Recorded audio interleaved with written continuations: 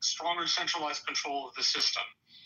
And I think that can be really, really difficult. Now, I will say, as far as the judges go, as I understand it, I'm not a lawyer, so please, look up what I have to say. There has not been an argument inside of conservative jurisprudence over national temporary restraining orders. There has been a lot of argument over district court judges using nationwide injunctions, which the conservative jurisprudence side argues nationwide injunctions really are not effective because that district court only controls that particular district. So there's all of that together, which I will end with the Mortal Republic, which is it's the norms being violated that end up downing republics. Because once all you have to rely off of are the written rules and no sort of thou hast no shame kind of thing, it just doesn't. Republics become messy. They become hard to function. The institutions in them don't function well. So I don't think that's all the Republicans' fault, but I, as a Republican, wanted to let people know that at least as far as one moderate Republican goes, that is a big part of the reason that we face what we have faced. I don't personally think there's anything wrong with saying no in governance. Sometimes you have a bad idea.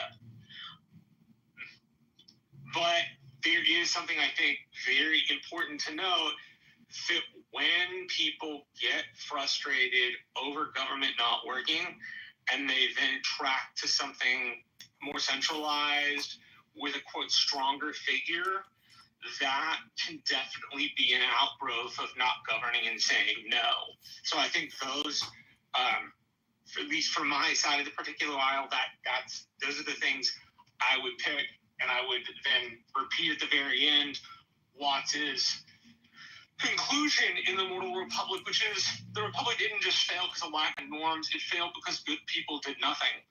Because Roman politics pushed good people out and bad people in. So I'll leave it there. Just remember, the appellate courts only have jurisdiction over their circuits as well. So correct, as I understand. So if I am a representative of a class, let's say a union that represents civil service protected employees, and we have a contract, and the government decides to violate, at least from my perspective, that contract and lay off all my people, and I want to challenge that. And if the argument is that I can't go to a federal district court judge to challenge it because, well, how can one judge in one district be considered part of the Midwest make a ruling or even a temporary injunction in order to hear the argument because he doesn't have jurisdiction over the entire country? Then how do I adjudicate this? Oh, I'm to be frank, Gary, the wrong person to ask that question. There's somebody I think on stage in the audience who has far more experience with the judiciary branch than I do. My point was only to note that was an argument in conservative jurisprudence, not to argue that it was valid over a more liberal jurisprudential point, only that the argument existed. I can't tell you how you would do one or the other. I just, unfortunately, I'm not that kind of knowledgeable on the subject. I don't know that this is a conservative jurisprudence. This isn't conservative. Excuse me, please don't interrupt. I don't know that this is a conservative jurisprudence argument. I think that it just affects conservatives today, and as Scott pointed out in the past, it's affected Democrats. So I'm not so certain that that's accurate. Okay, Hermes, you're up. That's fair.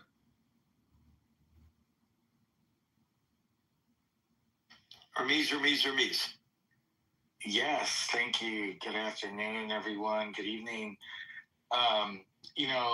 The federal judges, the Fifth Circuit courts, the whole system, right, is set up to where you can appeal. And it's set up that way. If you don't like the decision of the first guy, then you appeal and you get another opinion, right?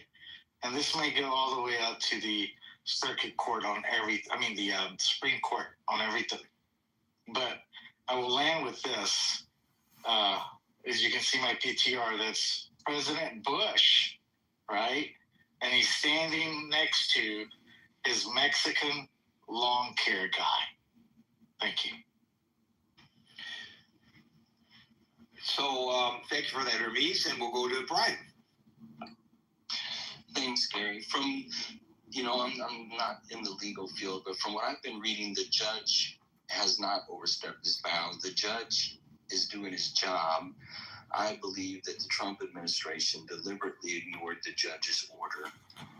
Now, I've been reading stories where, and we don't know, and we'll never know because the plane's already gone, but there's people that were on that plane that supposedly were not gang members. One in particular was a guy who's married and was actually a barber in Texas that got pulled over, and they turned him over to ICE because of tattoos, which, they described him, and they didn't even seem like they could be gang tattoos. They were goofy things. And there was also I forgot what position, but there's a person in the Venezuelan government that said none of those people were in the gangs. I mean, you take that for what it's worth. But there's also some other reports. I mean, there could be innocent people that are on those planes that are now in a black hole and may never return, because they don't even let the media down there or anything. So the thing is, the right thing to do would be not to have let those planes leave, to be sure that the people on those planes were what they were supposed to be. And I have no problem evicting gang members out of our country, but we have laws and the right things to do it. Courts all the time release criminals onto the streets over violations of the prosecution, for breaking laws and of the courts. And I think that if we're going to I can't think of a word. If you're going to kick people out of the country, I mean, at least do it according to the law and do it the right way. I'm not, like I said, I don't, if they're gang members, violent gang members, we certainly don't want them in the country, but we do have to respect the rule of law. And according to the Constitution, the judicial branch is just as equal as the executive branch. And Trump is just doing what Trump always does. He, when he don't get his way, he just goes on blast and talks out his butt. But that's where I'm at with it. Thanks for letting me talk.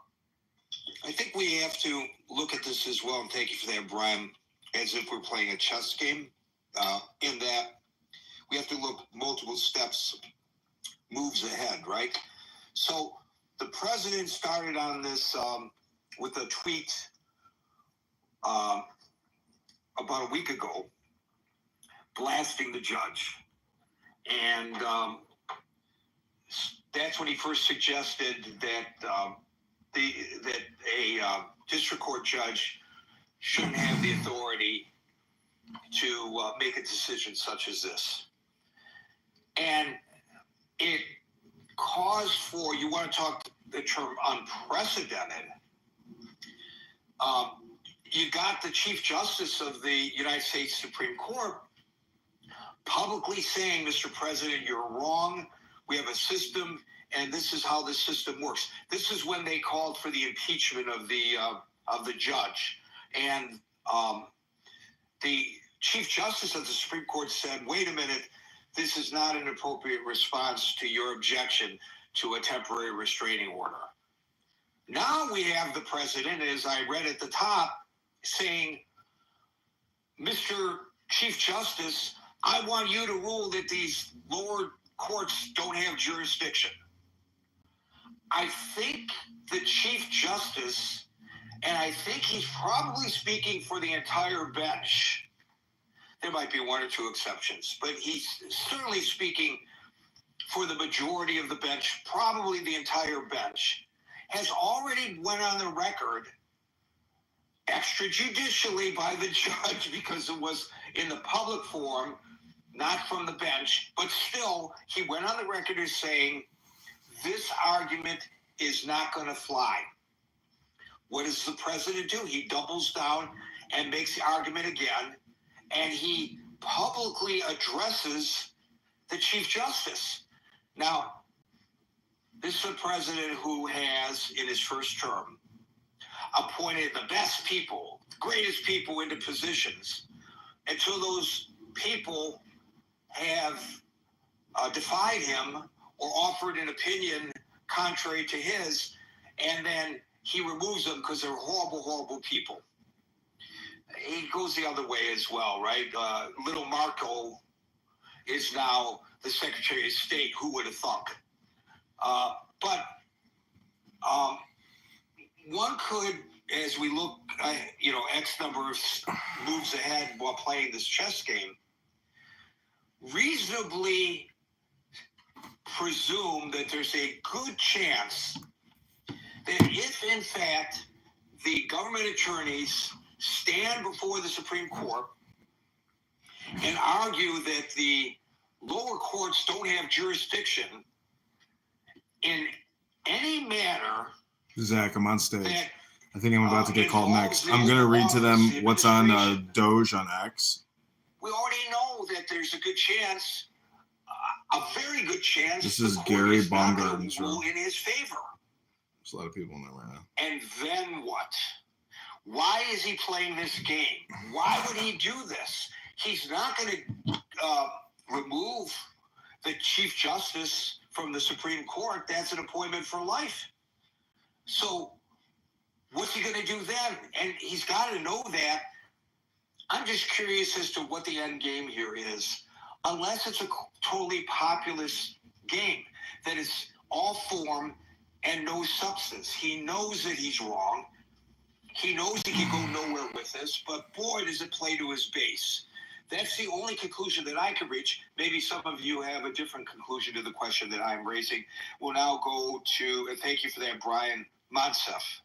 Jesus. Hey, Gary. The issue that we have here, the way I see it, is not whether the federal judges have gone too far. Federal judges are doing their job. It just happens that when, the president thinks that he is in an unfavorable position in front of a judge, he is going to throw a fit and say, well, I've been mistreated when it was personal to him, or right now, that judge is just a lunatic, leftist lunatic that's doing this. And, there's nothing better than what Chief Roberts said in the subject. This is not how we do things.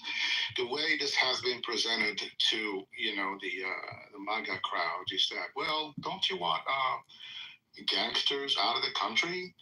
The Democratic Party, with their lunatic judges, want criminals and gangsters to roam our street and to live amongst you. That's not true. No one wants Tren de Aragua gangs or MS-13 gangs roaming our street. But the fact is, they were already within the borders of the United States of America. When you are inside the United States of America, from what I know, and I'm no law scholar, actually I'm looking forward to hear what Mr. Crone has to say, later on. If you are within the borders, you are entitled to due process, and this is what the president thinks that his authority from the executive branch is better to protect the country, or he has ultimate authority that's bigger than the judiciary.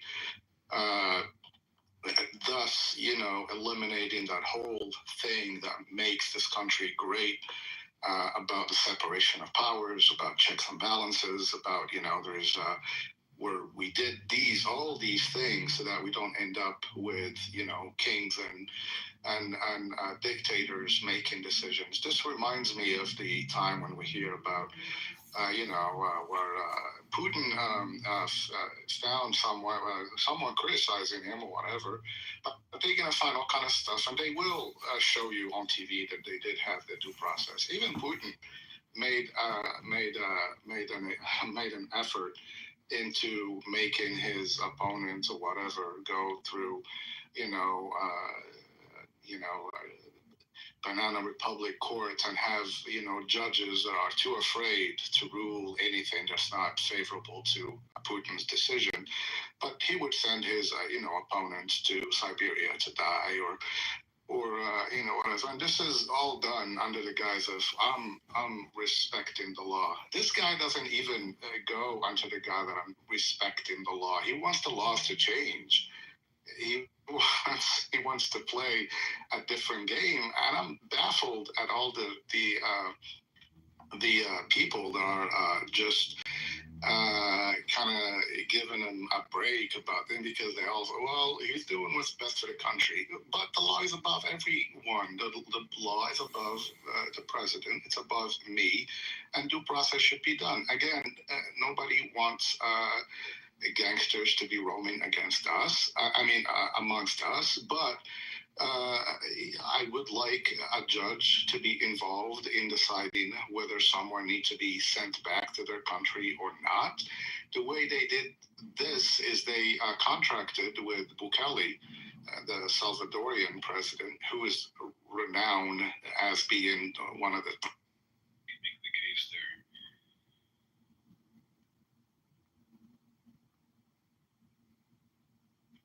So the intelligent design is just kicking the can down the road further, because you're essentially saying we live in some kind of simulation in some way that has. These people are going to be treated is not just subhumane, but it's unbelievable stuff. Now, what's scary about this is that you got the ICE director going on Fox News and saying, "I don't care what the judges say." That's a clear. I don't know if there is a clearer statement that this is a clear disregard of the law, and that should raise a red flag to even the most conservative of conservatives that say, stop the buck. We are the party of law and order. We do like presidents to be tough or whatever on crime and all that, but he needs to follow the law. There is a guy that's been sent to this prison that was a Venezuelan soccer player. I put the link to the story in the chat on Messenger. He had a tattoo of Real Madrid, a soccer team from Spain. Happens to be my favorite soccer team, but his tattoo was a soccer team tattoo. How do we know that amongst all these people there is not innocent people that are not members of Tren de Aragua or MS-13? We know if these people had due process and they had gone through, a fair, an American way to judge if someone is a criminal or not.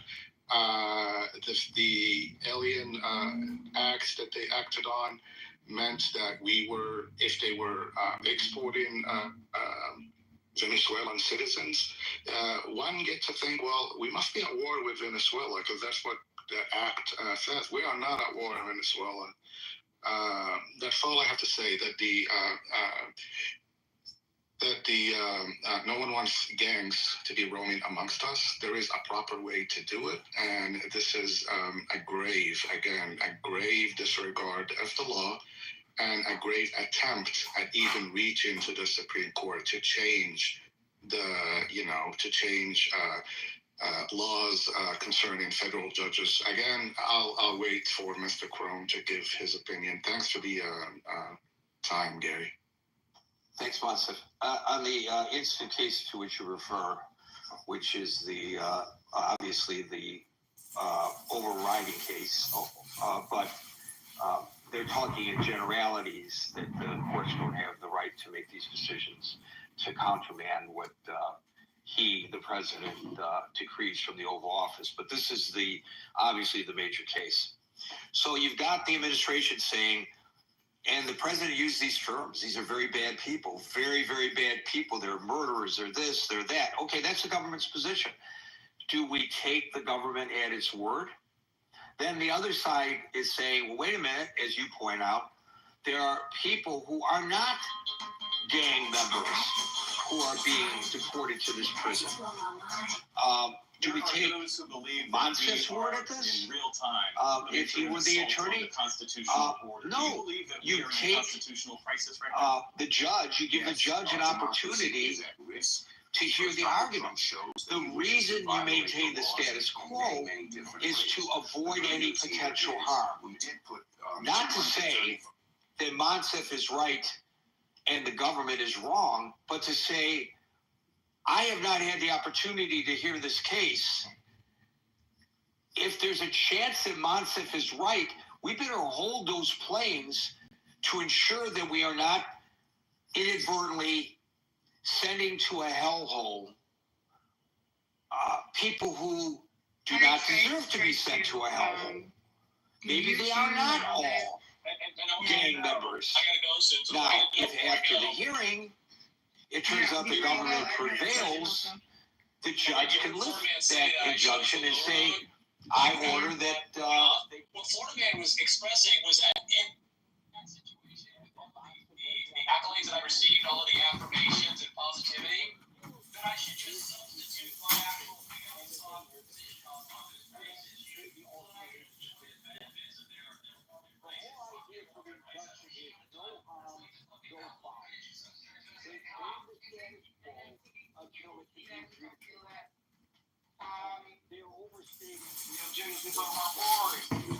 Who's this?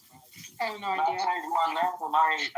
think before I go on, Gary, for a president to visit the Justice Department and give that speech while Pam Bondi is sitting right next to him, while talking to loyal employees, this is where, this should raise red flags.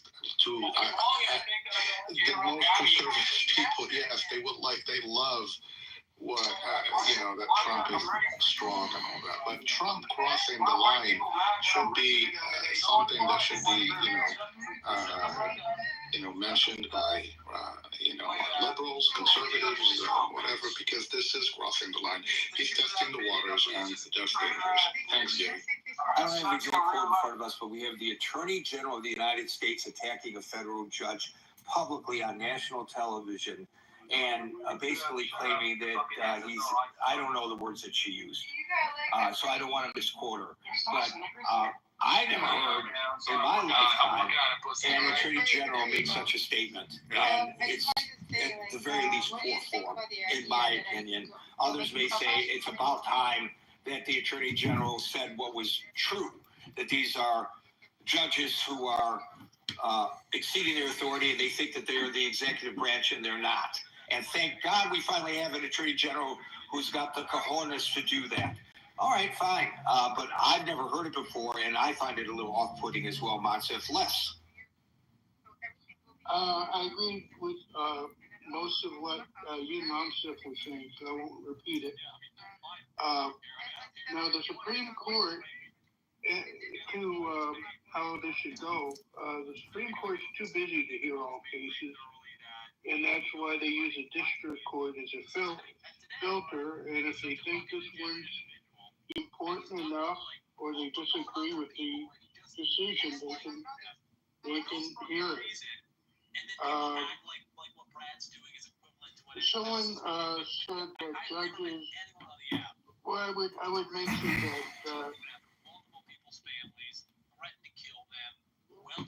Their obligations is just insane. So I don't think at any point in trying to make an argument that Brad owes anyone money, because they're not going to hold him accountable. For fuck's sake, Sig sat up there, said, yeah, Diogenes was in the military. I verified that. Brado's in the money, but it's not really. There's no point in bringing up the money. That is such a stupid thing to even talk about. What a waste of time. But Edmund, I missed you today. I hoped I was gonna have an opportunity to have some back and forth with you, and now you enter my room and you say some stupid shit like that.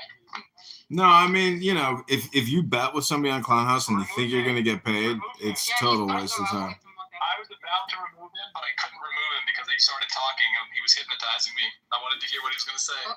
Yeah, but I've thoroughly enjoyed. I think you're very funny, and I have thoroughly enjoyed your back and forth. And I agree with you that I think anybody who makes death threats on this app or any type of extreme vulgarity, something they got a screw loose in their head. And I don't typically want to talk to those types of people. I would rather read a book. Okay, whatever. Well, you know what, Edmund? Go read a fucking book.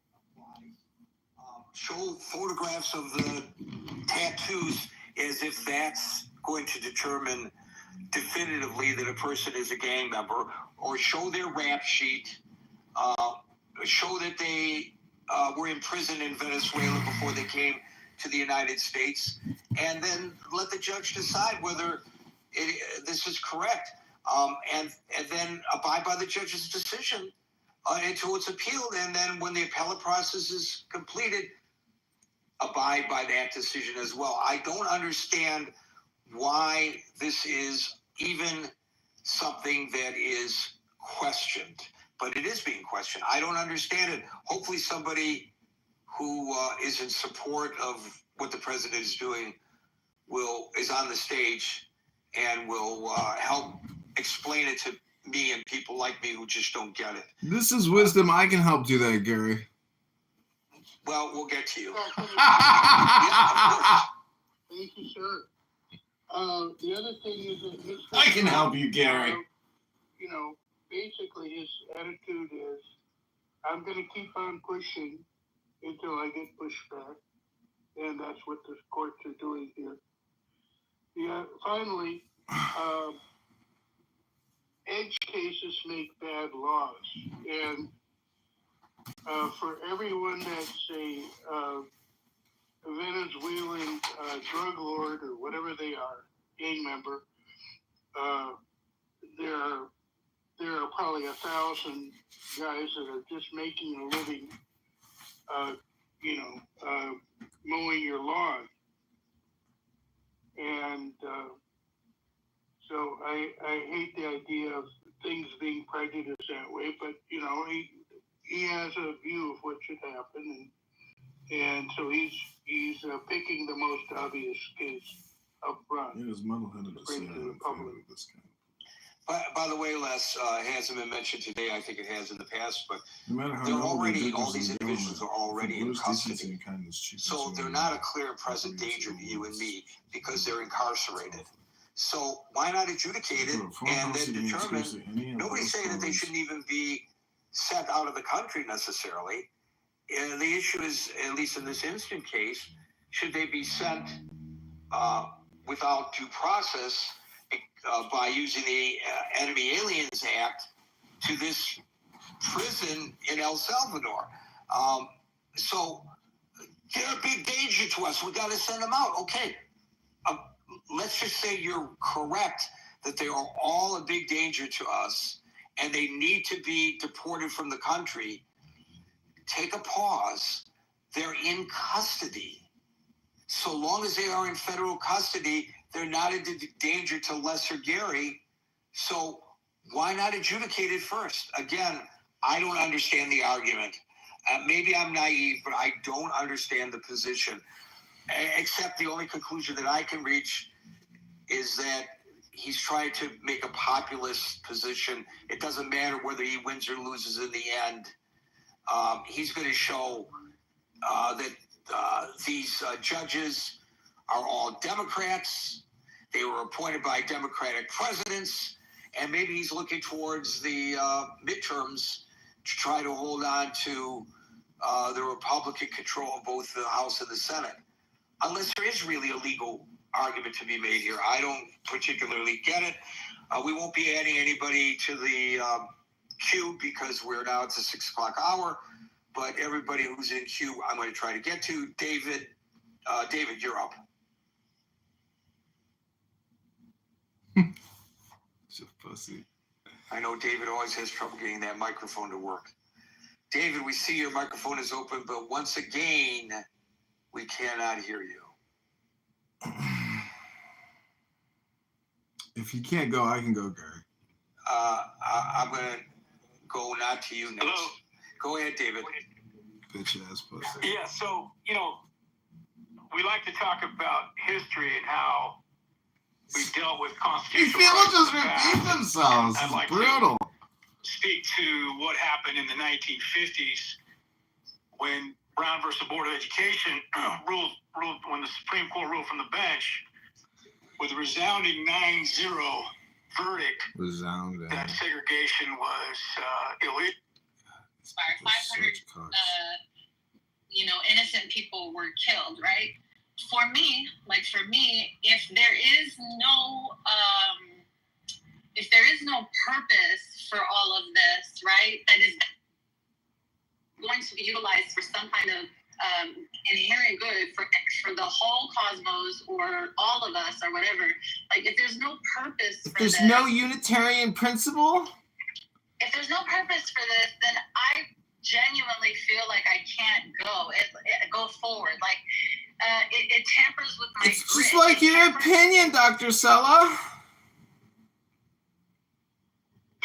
Okay, well now you're in the audience. I understand what you're saying. Like, Yeah, you're saying, so like it tampers with my grit, like my ability. Like if you tell me there's a reason and a purpose that we have to experience evil, and that there's victory in the end over this evil, now I have like this. It empowers me to fight. Like I'll spit a tooth out and get back up and fight. But if you tell me that, shit, there's just no purpose to this, and it is what it is, and all it is that hopefully we can, use this knowledge to evolve, and that's about it. Then I just can't play anymore. Like I found evidence. Look, the moment whether you, Amo, you want to put something new, or maybe we let other people to speak. Let me just see if I can give you a quick summary. Amos, you felt that we lost, and I respect you very much, and I'm coming to visit you soon. And I love you as a fellow Jew and as a member of the original generation, as a pioneer. Without you, we wouldn't have the land of Israel. And I'm grateful to you and everybody. Thank you. I'm serious about this. This is no BS. Okay, now let me say what I was going to say. So in this period of whatever it's been now, 16 months, Israel has become immeasurably stronger. We've eliminated a number of threats far, far more serious than Hamas in their hidey holes in Gaza, in their tunnels. We have eliminated the threat of... I didn't hear what he had to say in answer to my question. Wisdom's here, you see at the bottom. Okay, he's back. Good. I'm glad he's back. Thank you for that, Marshall. Alan, you will go after the next speaker. We have two Steves in the room on the stage. We will go to Steve Wee. Yeah, Gary. I think that, one of the issues that we're seeing starting to come up with here in these is the judge had ordered that flight to be turned around. Has a daughter that actually works as an advocate for immigrants in the country. And, one of the things as an elected official I try and do, because this is an important point, it leads to credibility. If there is any conflict that I see arising in my duties as an official of the town that I live in, I recuse myself. And we've had this happen 2 or 3 times here in these things where we had judges levying from the bench orders and decrees with family members that have really conflicting interests to what's being heard before the judge. And, I think you can kind of wrap back and see where this mindset comes from and where the genesis of it is. John Marshall said,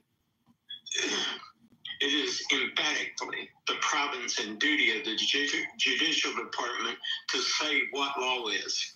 Well, I'm sorry, Mr. Chief Justice. It's not up to you to say what law is. It's up to the legislature that crafts the law, and your job is only, and I mean only, to interpret the law as written and in the spirit that it was written and the intent levied from the legislature. This is the hubris and the arrogance of the judicial, that a chief sitting justice would say, it's up to us to say what law is. Well, no one have any problem with him just stripping the legislature out of this. So we got a couple things going on here. We got judges that are conflicted that should have been recused from even hearing some of these cases. Even in the case of Elon Musk and USAID, that judge had a wife that had conflicts of interest. And we see this repeating as a pattern. Mershon in New York, when Trump had his trial there, his daughter and her association clearly created a conflict of interest. So we have a bunch of compromised judges with conflicts of interest, more than willing to say, no, it doesn't matter, trying to kneecap the president. Now, to your point, should there be judicial review? Yes, there should be. But, if you're going to go down this path and you're going to start throwing stones at glass houses, you better make sure that no one has one throw at yours. And like I say, the absolute hubris of the judicial is encapsulated in Chief Justice John Marshall's words said, it is emphatically the province and duty of the judicial department to say what law is. That gives you the mindset of the judicial. They have no respect for anybody else. And let me ask you this. Who reins in the judicial if they go off the farm? Is anyone legislature? But on enthused over my lifetime, you might not have Congress do that. Congress seems to have abdicated great deals of its responsibility to both the courts and the executive. Yeah, but my point is it's a very cumbersome and time-consuming thing. Well, with this particular judge here that ordered the plane turned around. Well, the only way you bring this guy to heel, obviously, he has nothing with it. He's not concerned with conflict of interest in a high-profile case. What's your options here? You got to bring before the Senate and impeach a guy. So what we're seeing is political activism being acted out and using the judicial as a cudgel. As a cudgel against the executive with compromised judges that are taking these cases where they clearly have a conflict of interest. So you and I usually agree, Steve. I don't agree at all here in this case. They shouldn't be. Okay. What this comes across as to me is I don't like what they, not you, but the president, I don't like what they ruled, so I'm going to impeach them because I need a judicial branch that will simply do what I tell it to, not what it decides to do, which is that wasn't my point at all. That wasn't my point at all, Marshall. My point was, okay, my point was, and I wasn't calling for the impeachment of this particular judge.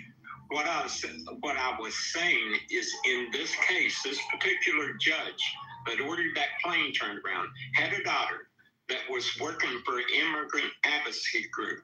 Obviously, he had a conflict of interest. He didn't think that this was anything that he needed to be concerned about.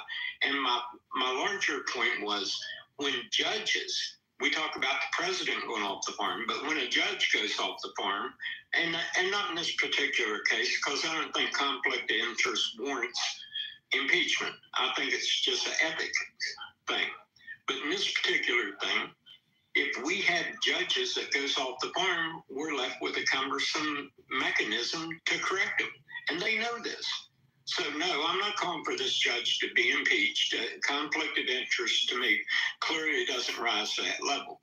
But we're seeing political cudgels being given to judges that's got a dog in the fight. No one's concerned about that. These guys are conflicted. And with the hubris that was expressed by John Marshall, we make the law and say what law is. John Marshall, sorry, buddy, you can be a chief justice, but you do not make the law. You interpret. But this is the encapsulation of the hubris that is deep in the judicial. And I'll leave it there. So, Steve, I have a couple questions for you. One, did the government make a motion for this judge to recuse himself? Gary, the government should not have to make a motion. No one has to make a motion when I find myself. I understand that. I understand that. But that's not answering the question. The question is, if the government attorneys agree with your point that there's a conflict of interest with this judge, the government could make a motion for recusal. And by the way, if he refuses, they could take the matter to the chief judge of that district. So to ask that the case be reassigned. So if this is a real concern that the government has, I'm asking in all sincerity, did the government make such a motion? I can't answer that question. If I answered it, I would be lying to you because I'm devoid of the facts in this case, whether they made a motion or not. But in my mind, Gary, the government should not have to make a motion when a judge clearly knows he's ruling on an immigration case and he has a daughter that is working in an immigration advocacy group. Well, my daughter and I don't always agree on everything, Steve. So, you know what I'm saying. I don't. But I understand that the appearance of a conflict. That's the standard, Gary. The appearance of conflict is the standard. And I want to tell you, it points to me to the absolute hubris that's involved with these men. That's what it points to. So my second question to you, Steve, if you don't mind, is that you feel that Clarence Thomas should have recused himself and should in the future any vote on any case that comes before the Supreme Court that the Federalist Society has direct or indirect involvement in? Well, if he has ties, of course. Excuse me? If he has ties and he's an advocate for him, of course he should recuse. Well, you know his wife's association with the Federalist Society, right? Yeah. Well, and he never recused himself from any cases that the Federalist Society was involved in. They came before the Supreme Court. So I'm wondering if you would make the same strong commentary about Mr. Justice Thomas that you have against this particular judge. Well, of course, it comes down to the same mindset, the hubris that's involved with these judges. And like I say, Marshall, when he says, we say what nothing if they do not help you on your way of desire is wisely coined in the phrase, and even the greatest achievement. Not the legislature, the judicial. John Marshall, we make the law. That's the hubris of the judiciary, and we need to be careful with them. Thank you, Steve. Alan. Thanks, Gary. Can you hear me? Loudly and clearly. First of all, I want to bend over backwards whenever possible to agree with my Republican brethren, because I will never live long enough to vote as many times Democrat as I voted Republican. However, I would urge my friend Steve to look at the idea that FDR had for the court, which was called in our history the court packing scheme. I actually don't think it was a court packing scheme. I think it was quite brilliant, and I hope someday, Gary, maybe we can discuss that in this forum. He wants to talk about hubris. What about the hubris of Elon Musk getting orders for his Tesla company, without any contracts, without any cross-bidding on contracts? He wants to talk about hubris. What about the hubris of stealing a justice on the Supreme Court? So it's not unique to one side or the other. So anyhow, with all that said, I really am eager to bend over backwards and deal and agree with Republicans whenever possible. But Republicans no longer believe in consequences. They no longer believe in the rule of law. If they did, they wouldn't have recused all the January 6th people. The other day it was suggested that I'm a progressive. Well, maybe I am. I don't know. I don't think I am. But, if I'm a progressive, it's because I'm not sitting by the side of the road selling pencils. I've heard it suggested here that this is just strategy, pawns in a game. I used to sell insurance and investments, and insurance is not gambling. Insurance is to protect a specific person from something that could happen to anybody. Investing is not a game, or at least shouldn't be. And when it's seen as a game for tax avoidance and that kind of a situation as it is with our long-term capital gains, I don't think it does us much good. So, I really think we need to think twice, particularly my Republican brethren need to think twice about these kinds of frivolous expressions about what government is. I would like to see us, Gary, have a session someday on what we all want government to spend less. What are we willing to give up? I have some things I'd be willing to give up. I love that, Alan. Good. That would be such an interesting conversation. I would really like to have that. Wonderful. Well, I hope we do someday. And I love your comment today about breaking norms. I view America as a tent with 3 posts.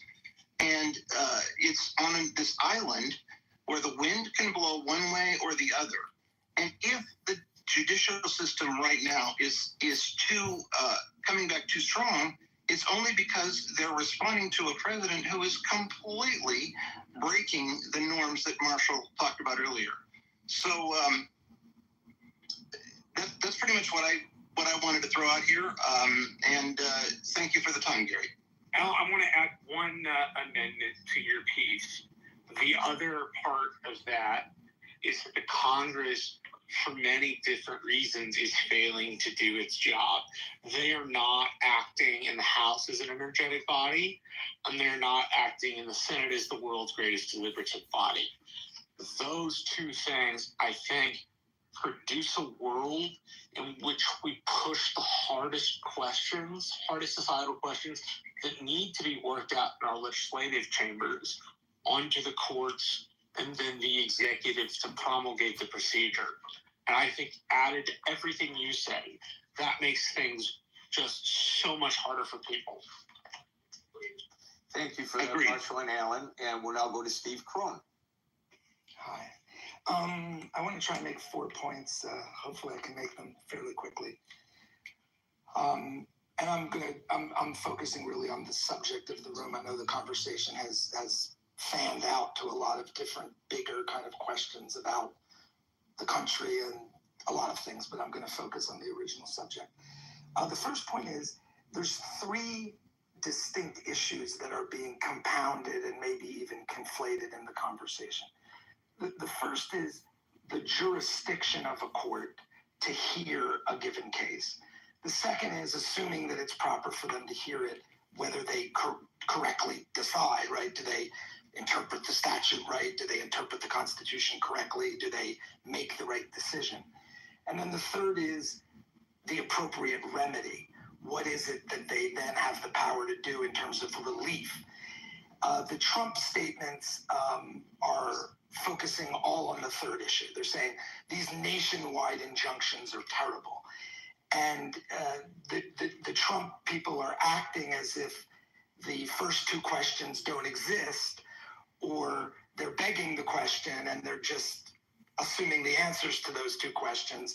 And then they're saying, well, the reason that the nationwide injunctions are wrong is either because the court had no power in the first place, or even if it did have the power, it decided incorrectly. But of course, it offers no evidence, no argument, no substance whatsoever for its argument that the courts don't have the power, which they obviously do, or that the courts have done anything that is substantively incorrect in terms of interpreting the law. A quick side note on that in light of some comments that were made earlier. This is just a side note. I mean, the comment about Chief Justice Marshall's famous aphorism, I mean, I can't think of an example of something being more misunderstood and perhaps taken literally, but with no understanding of its historical context. Chief Justice Marshall was not saying that courts make law, obviously. Chief Justice Marshall was saying the courts get to interpret the Constitution, and they are the final arbiters on what it means, and therefore they have the ability to declare that an act of Congress is unconstitutional.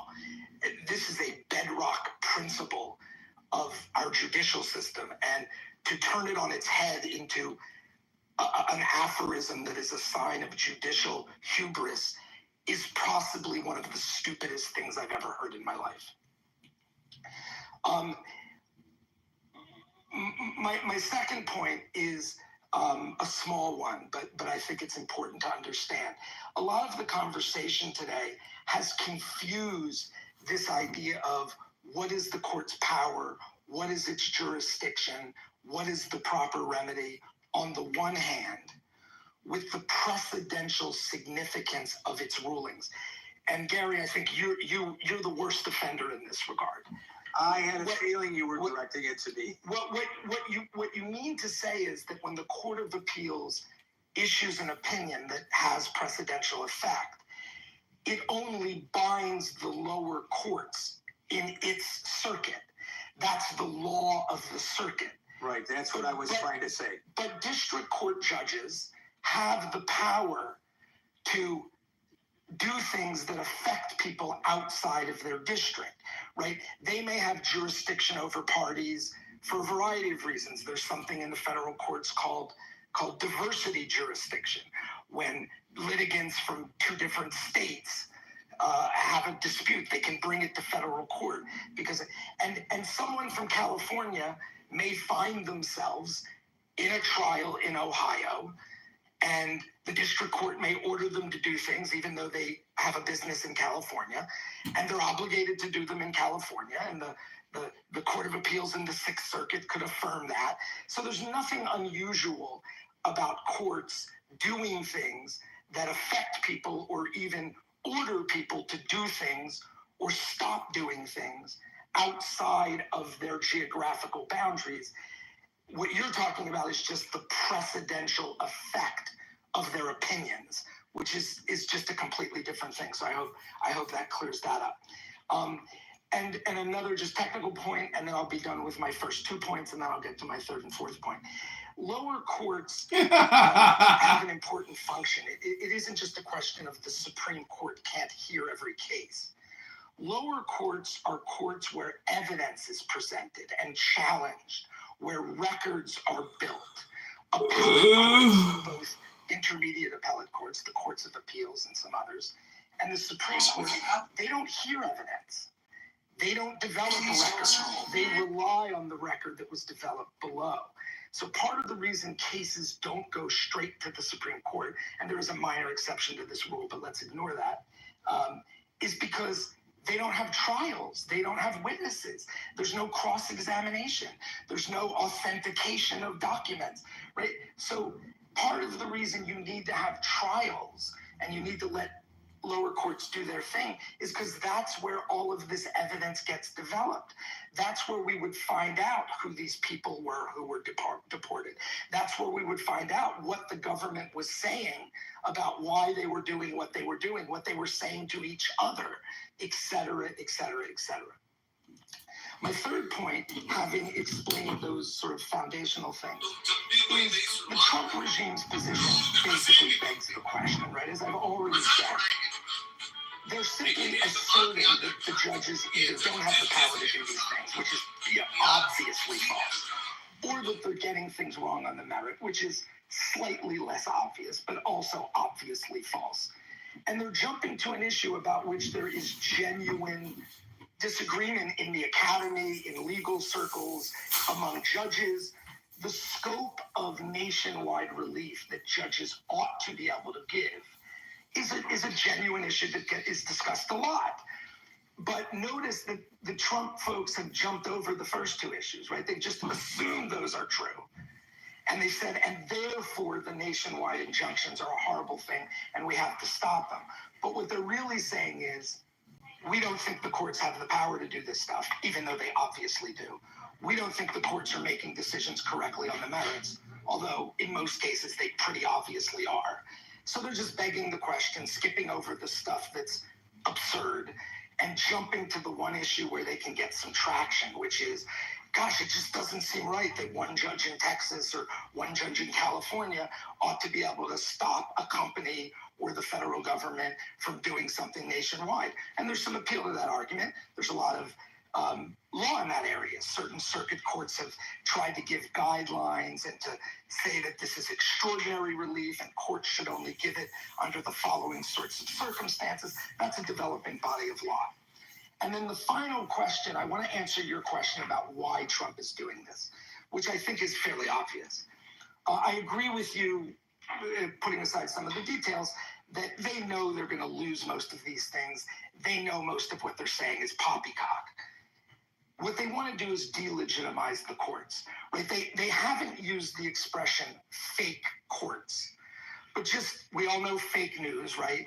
The Trump regime has been very successful in delegitimizing the press, delegitimizing experts, delegitimizing the academy, each in a different way. Just think of this as fake courts.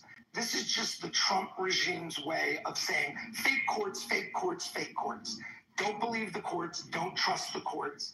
It's just an effort to delegitimize the courts because they know that the courts have the power to tell them when they're doing something that's unconstitutional, the power to tell them when they're doing something that violates a statute, but they also know that the ability to defy that and not listen to the courts depends on their ability to delegitimize the courts in the view of the general public.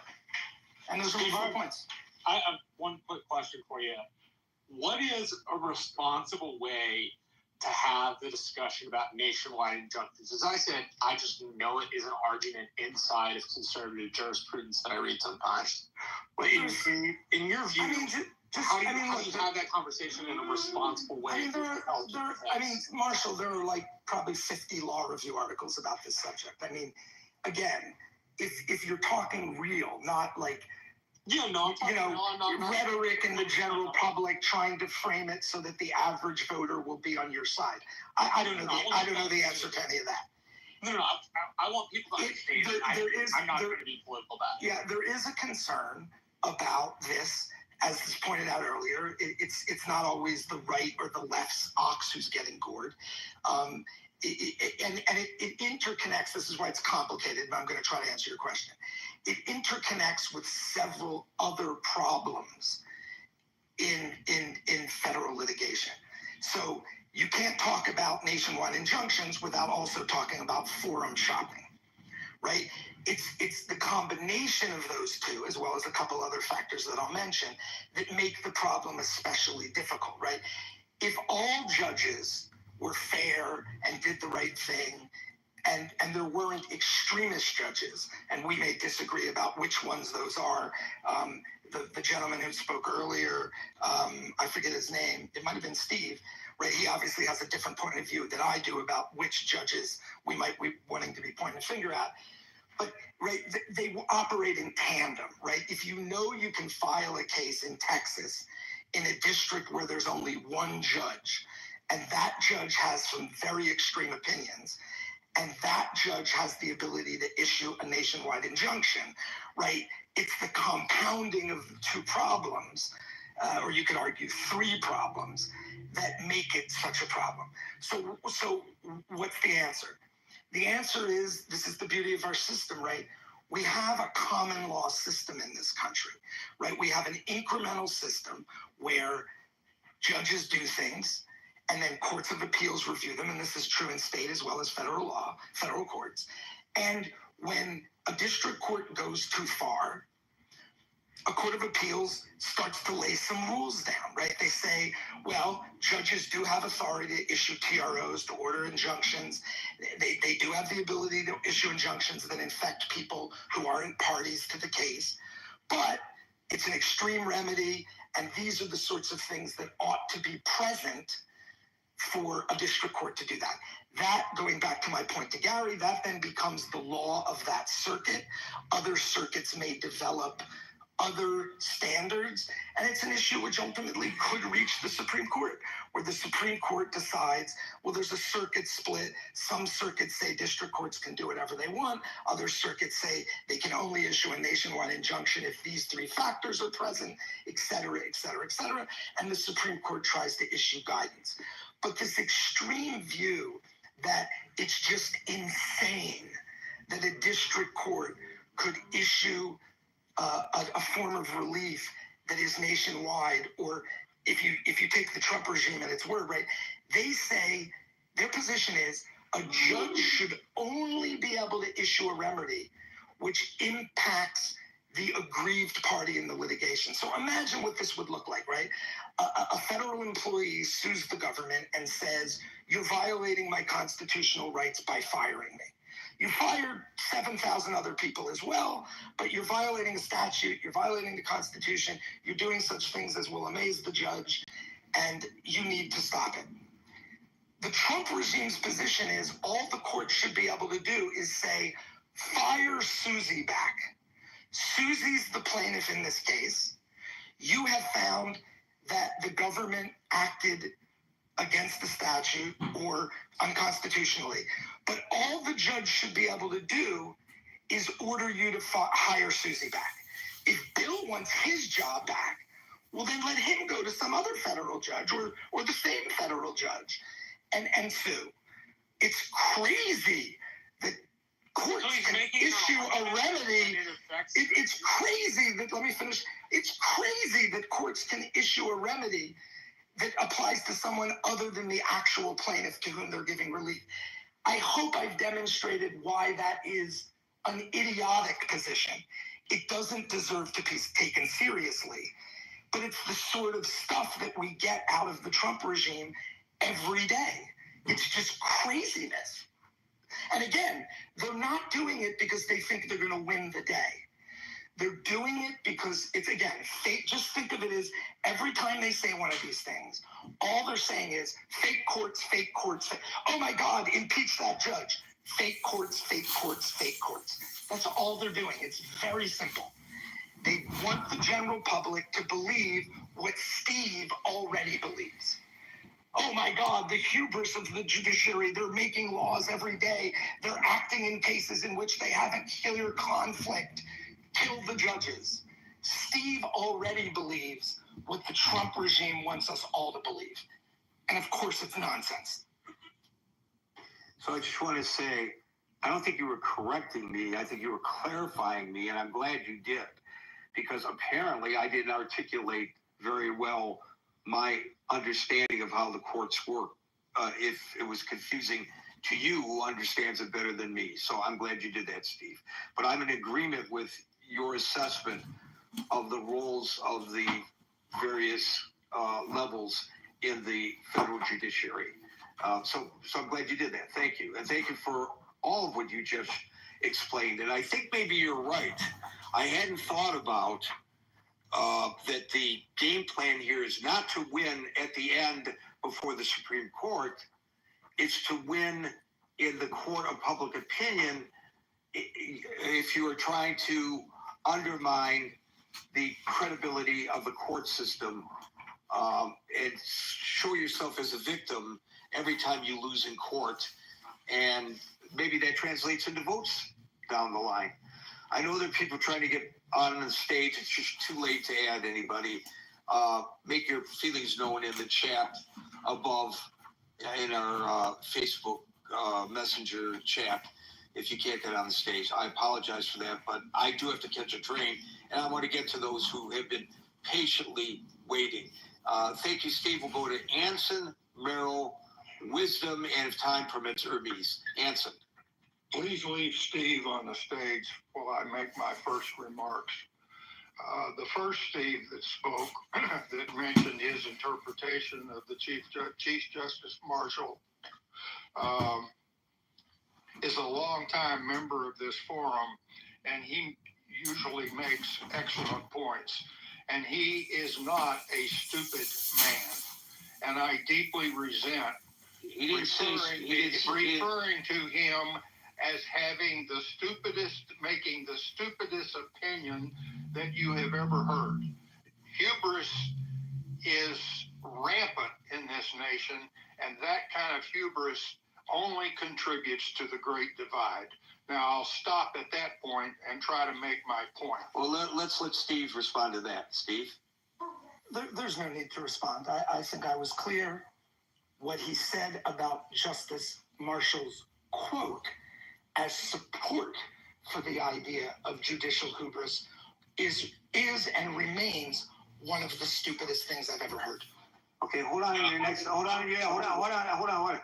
Anson, if you can hold on your next point just for a moment, because I had to invite Steve Wee back up to the stage because we're talking about him here, and I have to give him an opportunity to respond to all this. Very briefly, if you might, Steve. Thank you. I would just ask Steve if the intention and the articulation of Marshall was as you framed it. Why didn't he not preface it with all the elements that you prefaced it with? He didn't talk about all the things that you articulated that gave rise to the legitimacy of the court. And he didn't do that. He made a blanket statement, Steve. He made a blanket statement. And I want to tell you something else. I am a public official, and as a public official, if I am in conflict with what's before me, not being a judge, but what's before me, I have an ethical duty to remove myself. And if you don't see that, I don't know what your problem is. Okay, we're going to let Steve Crone briefly respond to that. I will. And then I'm just going to let everybody know the rules of the road here because of the time constraints. After this response, I'm going to remove both Steves from the stage and Anson make his point. I'm sorry to be so harsh, but Steve, the sentence you're quoting as quote unquote a blanket statement is a quote from a Supreme Court opinion. You're saying it was just a blanket statement and he didn't state the context. It's one sentence in a Supreme Court opinion. I just, with all due respect, you don't know what you're talking about.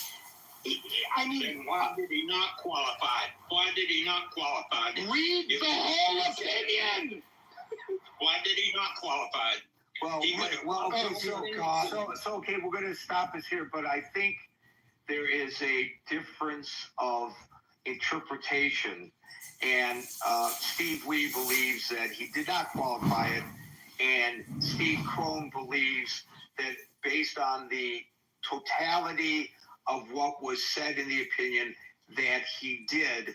And I guess it's up to all of us who find this discussion interesting to look for ourselves. And with that, we will move on to Anson's final points. Anson?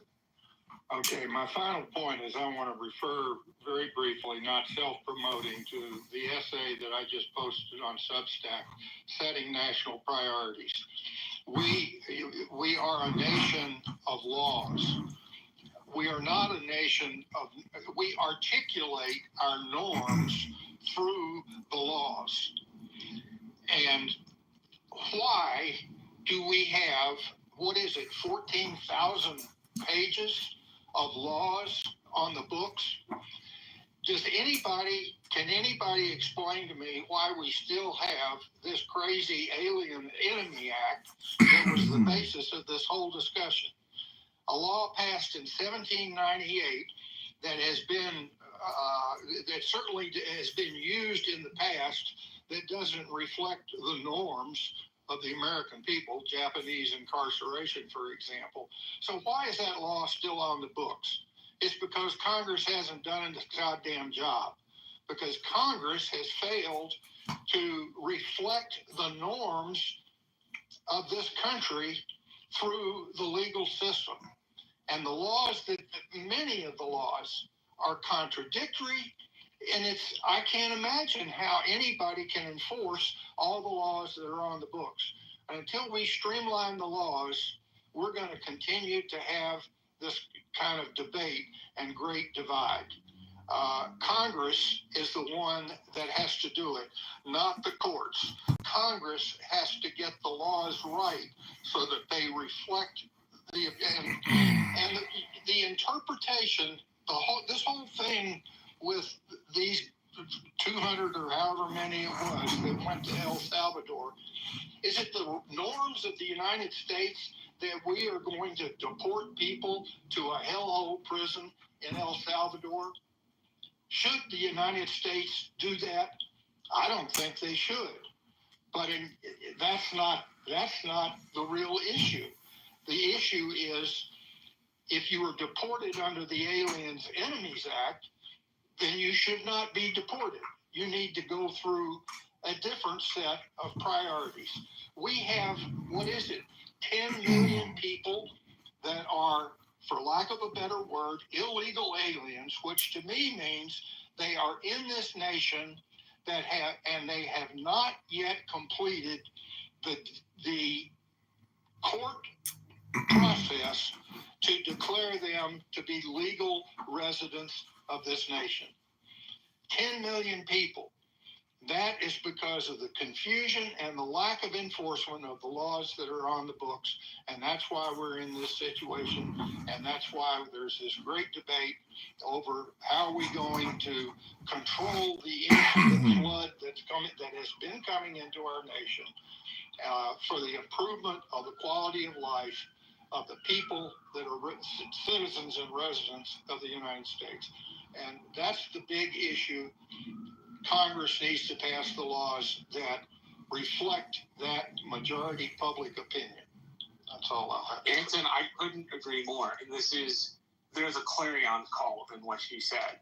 For those who are listening and not on stage, this doesn't just mean writing your congressman, and it doesn't mean just paying attention every 2 to 4 years.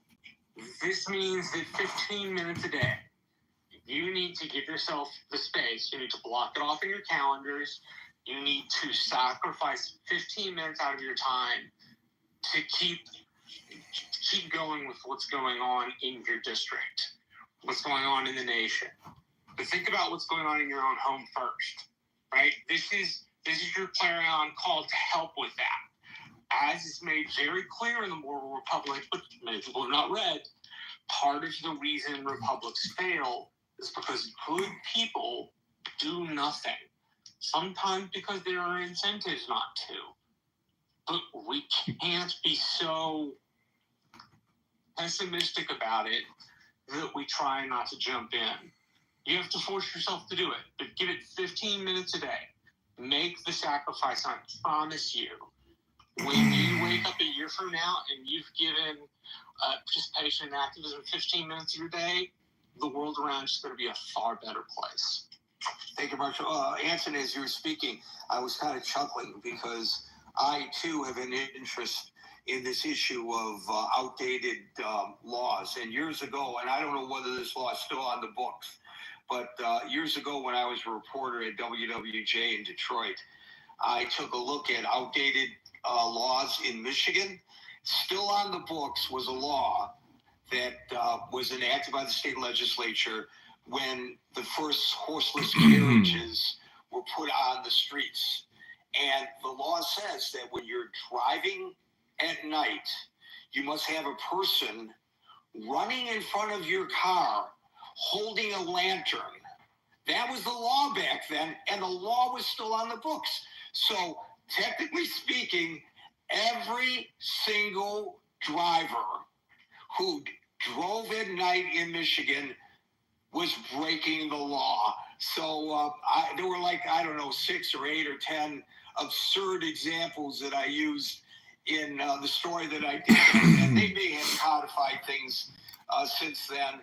And of course, no cop is going to pull you over, I hope, for not having somebody run in front of your car with a lantern. But there you have it. Sometimes laws. But I would add that there's probably some wingnut liberal judge that would throw Trump into jail if he didn't have somebody running in front of his car with a lantern when he was driving it. Well, I don't know about that, but thank you, Anson.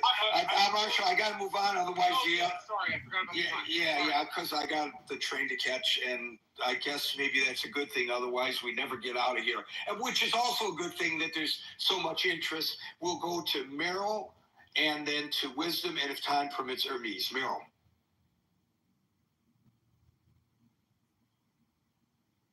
Okay, all right. I'm going to do this quickly. I agree with everything that Steve Crone said. With regard to Gary, you essentially said the same thing about judges have to hear the merits. I don't think I articulated it very well if Crone didn't catch it, so I'm glad he clarified it for us.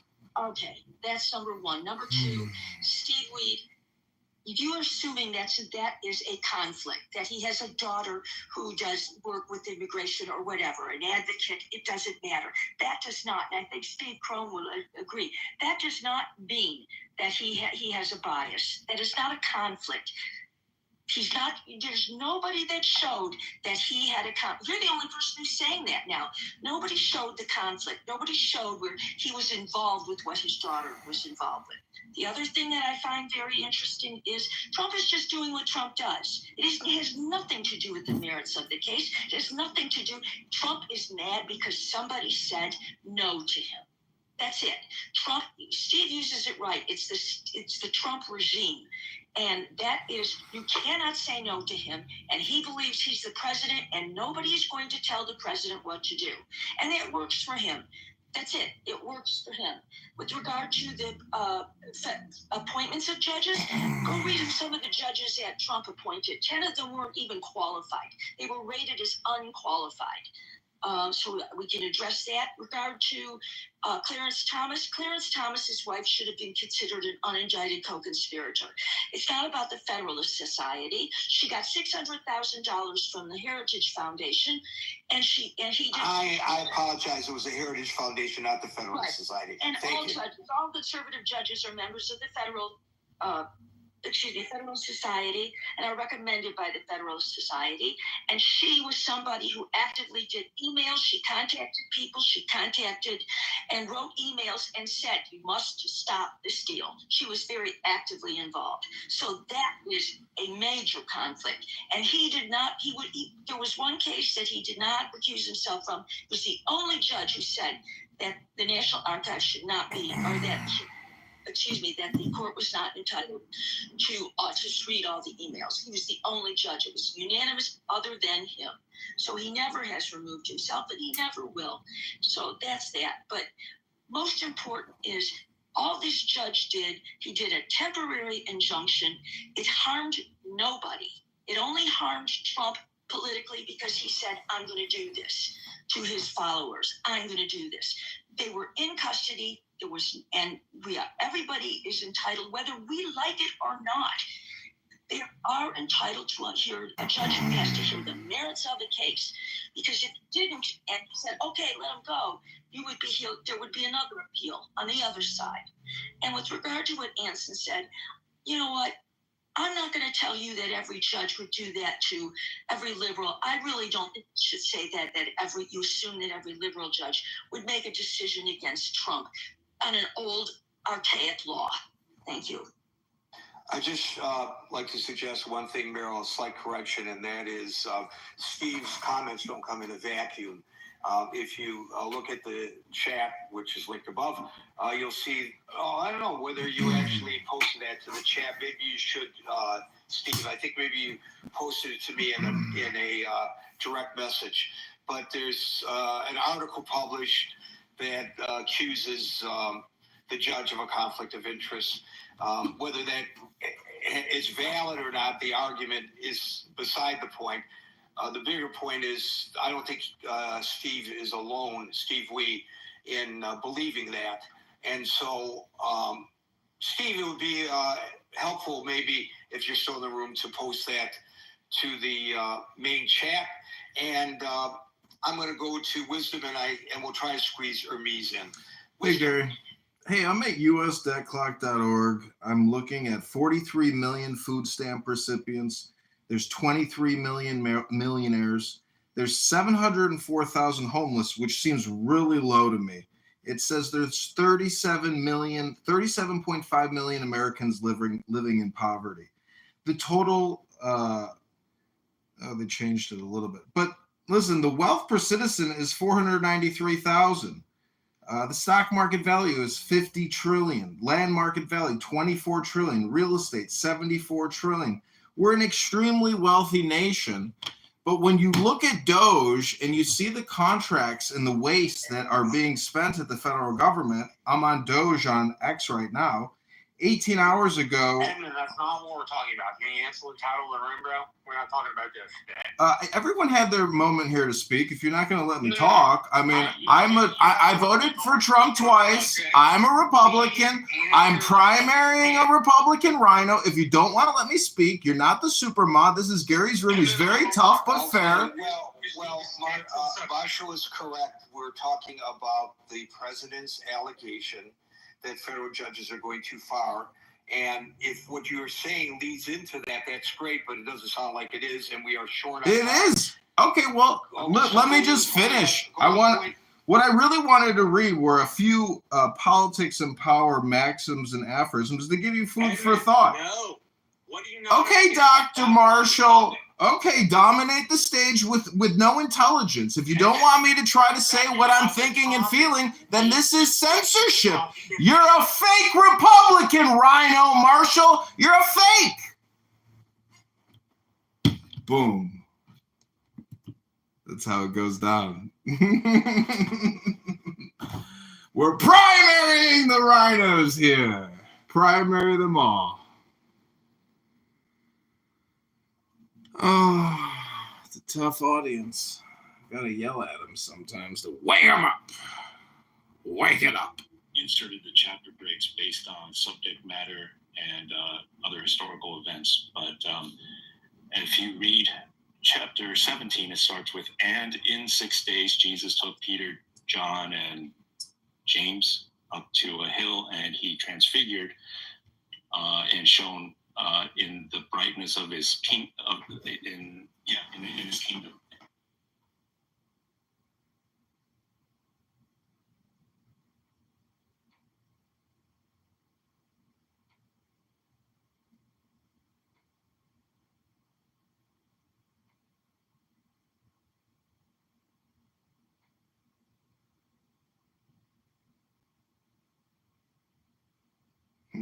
Okay, this is Marshall Breath Stankin' fake Republican.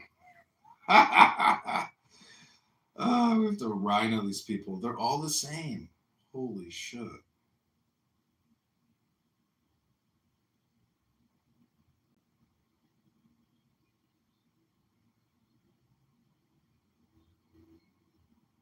Dr. Eba. Oh, man. Yeah, Marshall's a total loser.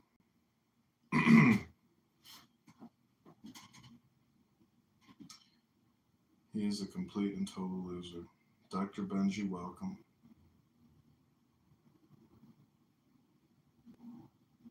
Welcome to Marshall Breath Stankin' fake Republican, Dr. Benji. Who is the puppet master now? Let's play a game. The puppet master has become the puppet.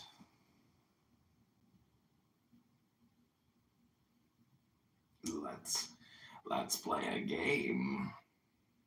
Hello, Wisdom. So, Play a game. invite people to the room.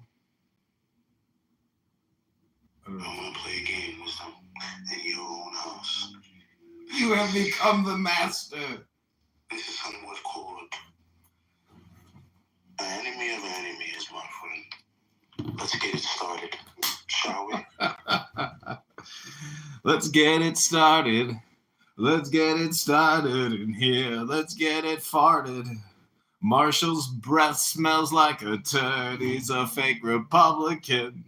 My party, the Republican Party. Oh, man. That was like punishment. There's over 100 million YouTube channels.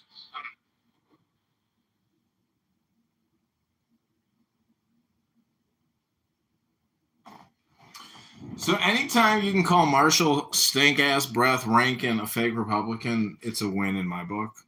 You know, you got to yell at these people. I don't understand. If they're going to practice censorship and try to, thought police you on everything, it's insane. They don't want to hear actual numbers. They don't want anything real quoted to them. They just want to all political grandstand and then run away like cockroaches into their piles of shit. I've already said too much. You know why, Dr. Benji? Because I just need to go to the gym. At the end of the day, I win by staying alive, by being in shape. Because all of these triple vaccinated, quadruple boosted rhinos, I don't know how long they'll make it. I don't.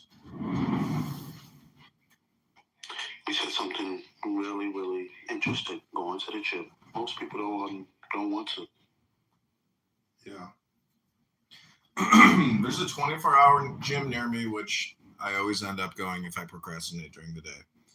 And people on here drag me down with them. But to leave right now, it's like you got to go during hours where it's actually usable, because sometimes people will just sit there on their fucking cell phones and you can't even get on the equipment.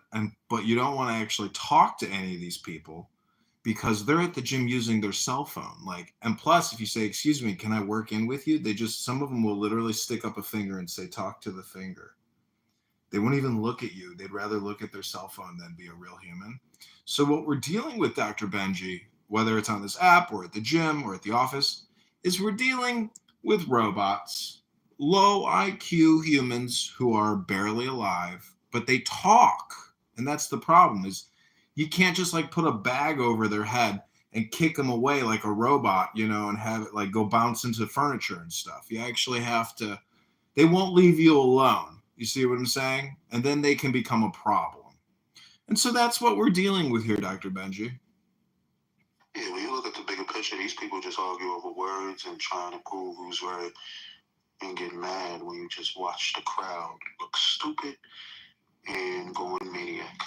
Exactly. A lot of people want to try to control the genie as opposed to just put the genie back in the bottle. And you can't control the genie. The genie is in control. It's not the other way around. I don't know. Who knows? Dr. Zenamini, welcome to Marshall Breath, stankin' fake Republican Marshall Rankin. Fake ass Texas piece of shit from the Rio Grande. A fucking George Bush acolyte.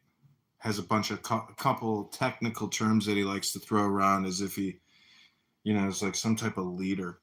Make sure you stay in touch with your Republican Party, everybody. Just takes 15 minutes of your time. I wonder when people will come to realization. They just argue over words and perspectives, not over no God or anything. The problem with the people who are arguing over God is it's kind of the same argument.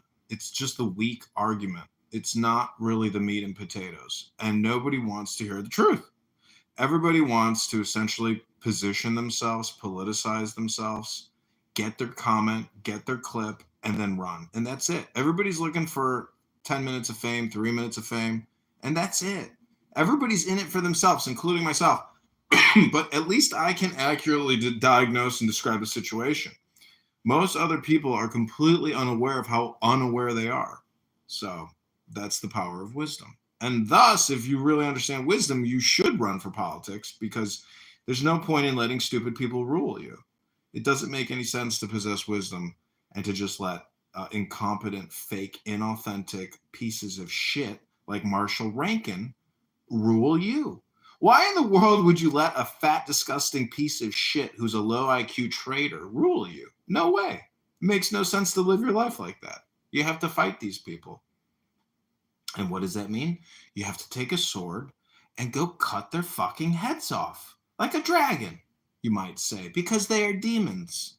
They are liars. They are degenerates. They are low IQ and immoral people. Do not trust these people. Trust the moralists and the ethicists and the people who prescribe to law, not fake law, aka your politicization and opinion. Fight back against these people because they're fighting you. They're trying to dominate you. They're trying to rule you. So if you've got bad breath, you have to use mouthwash.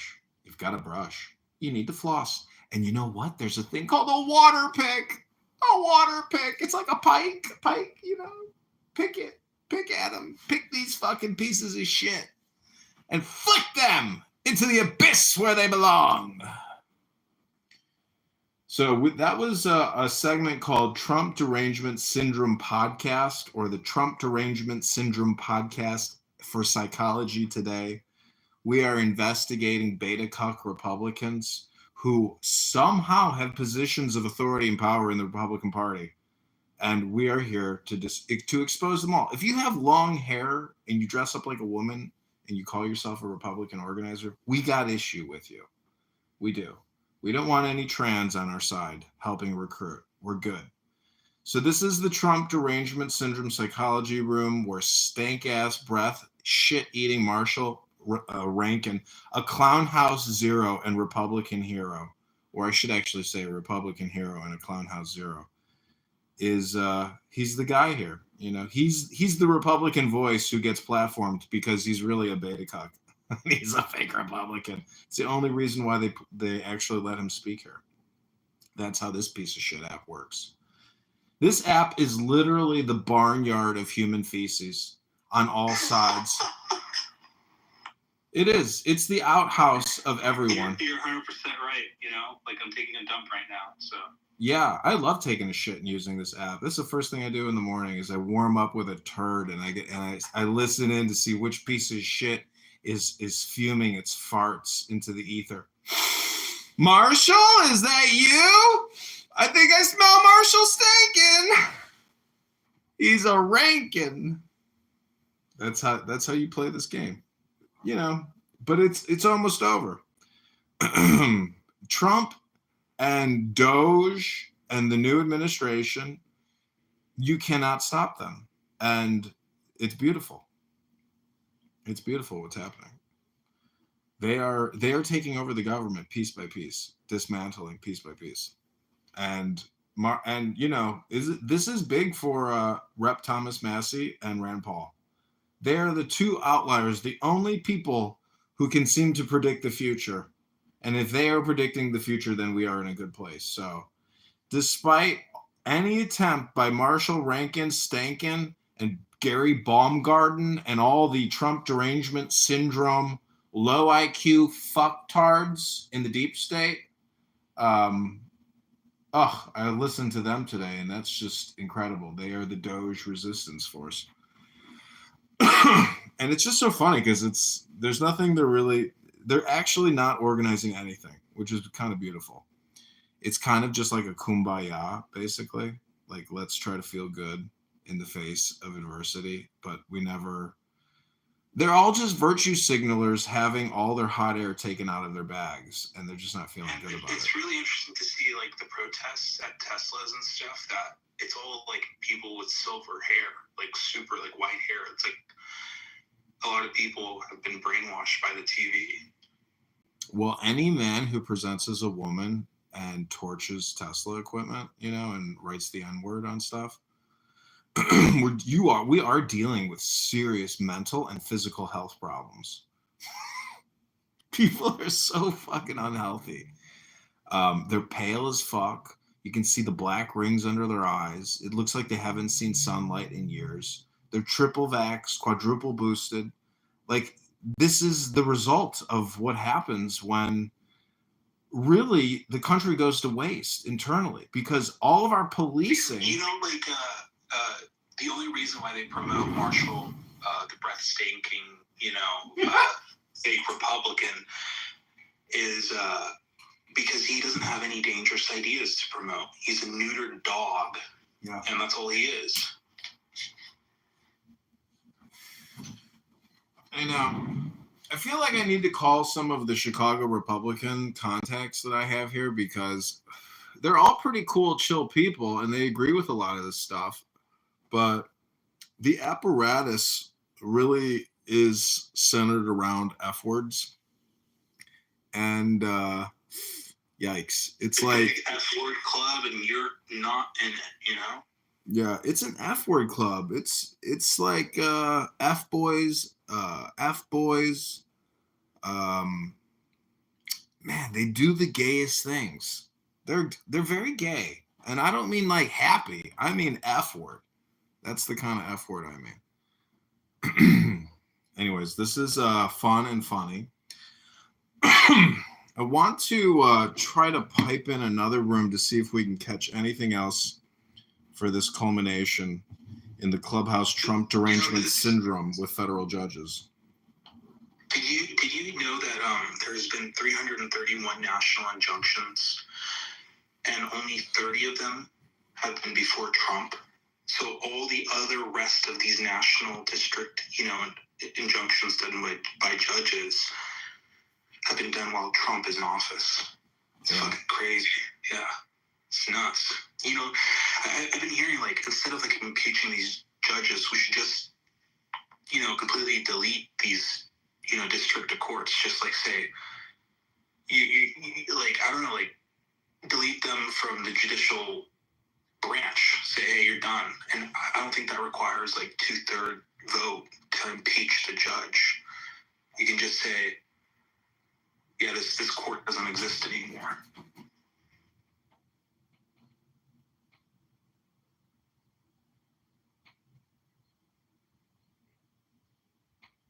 I got like some big response on X, but it's like some chain basically. It's like a rocket chain by Vic Cervantes. These must be all fake accounts. Man, no, these are big accounts. Wow. So Pete Hegseth removed Colin Powell's name from a list of notable Americans. Then he just reposts fake.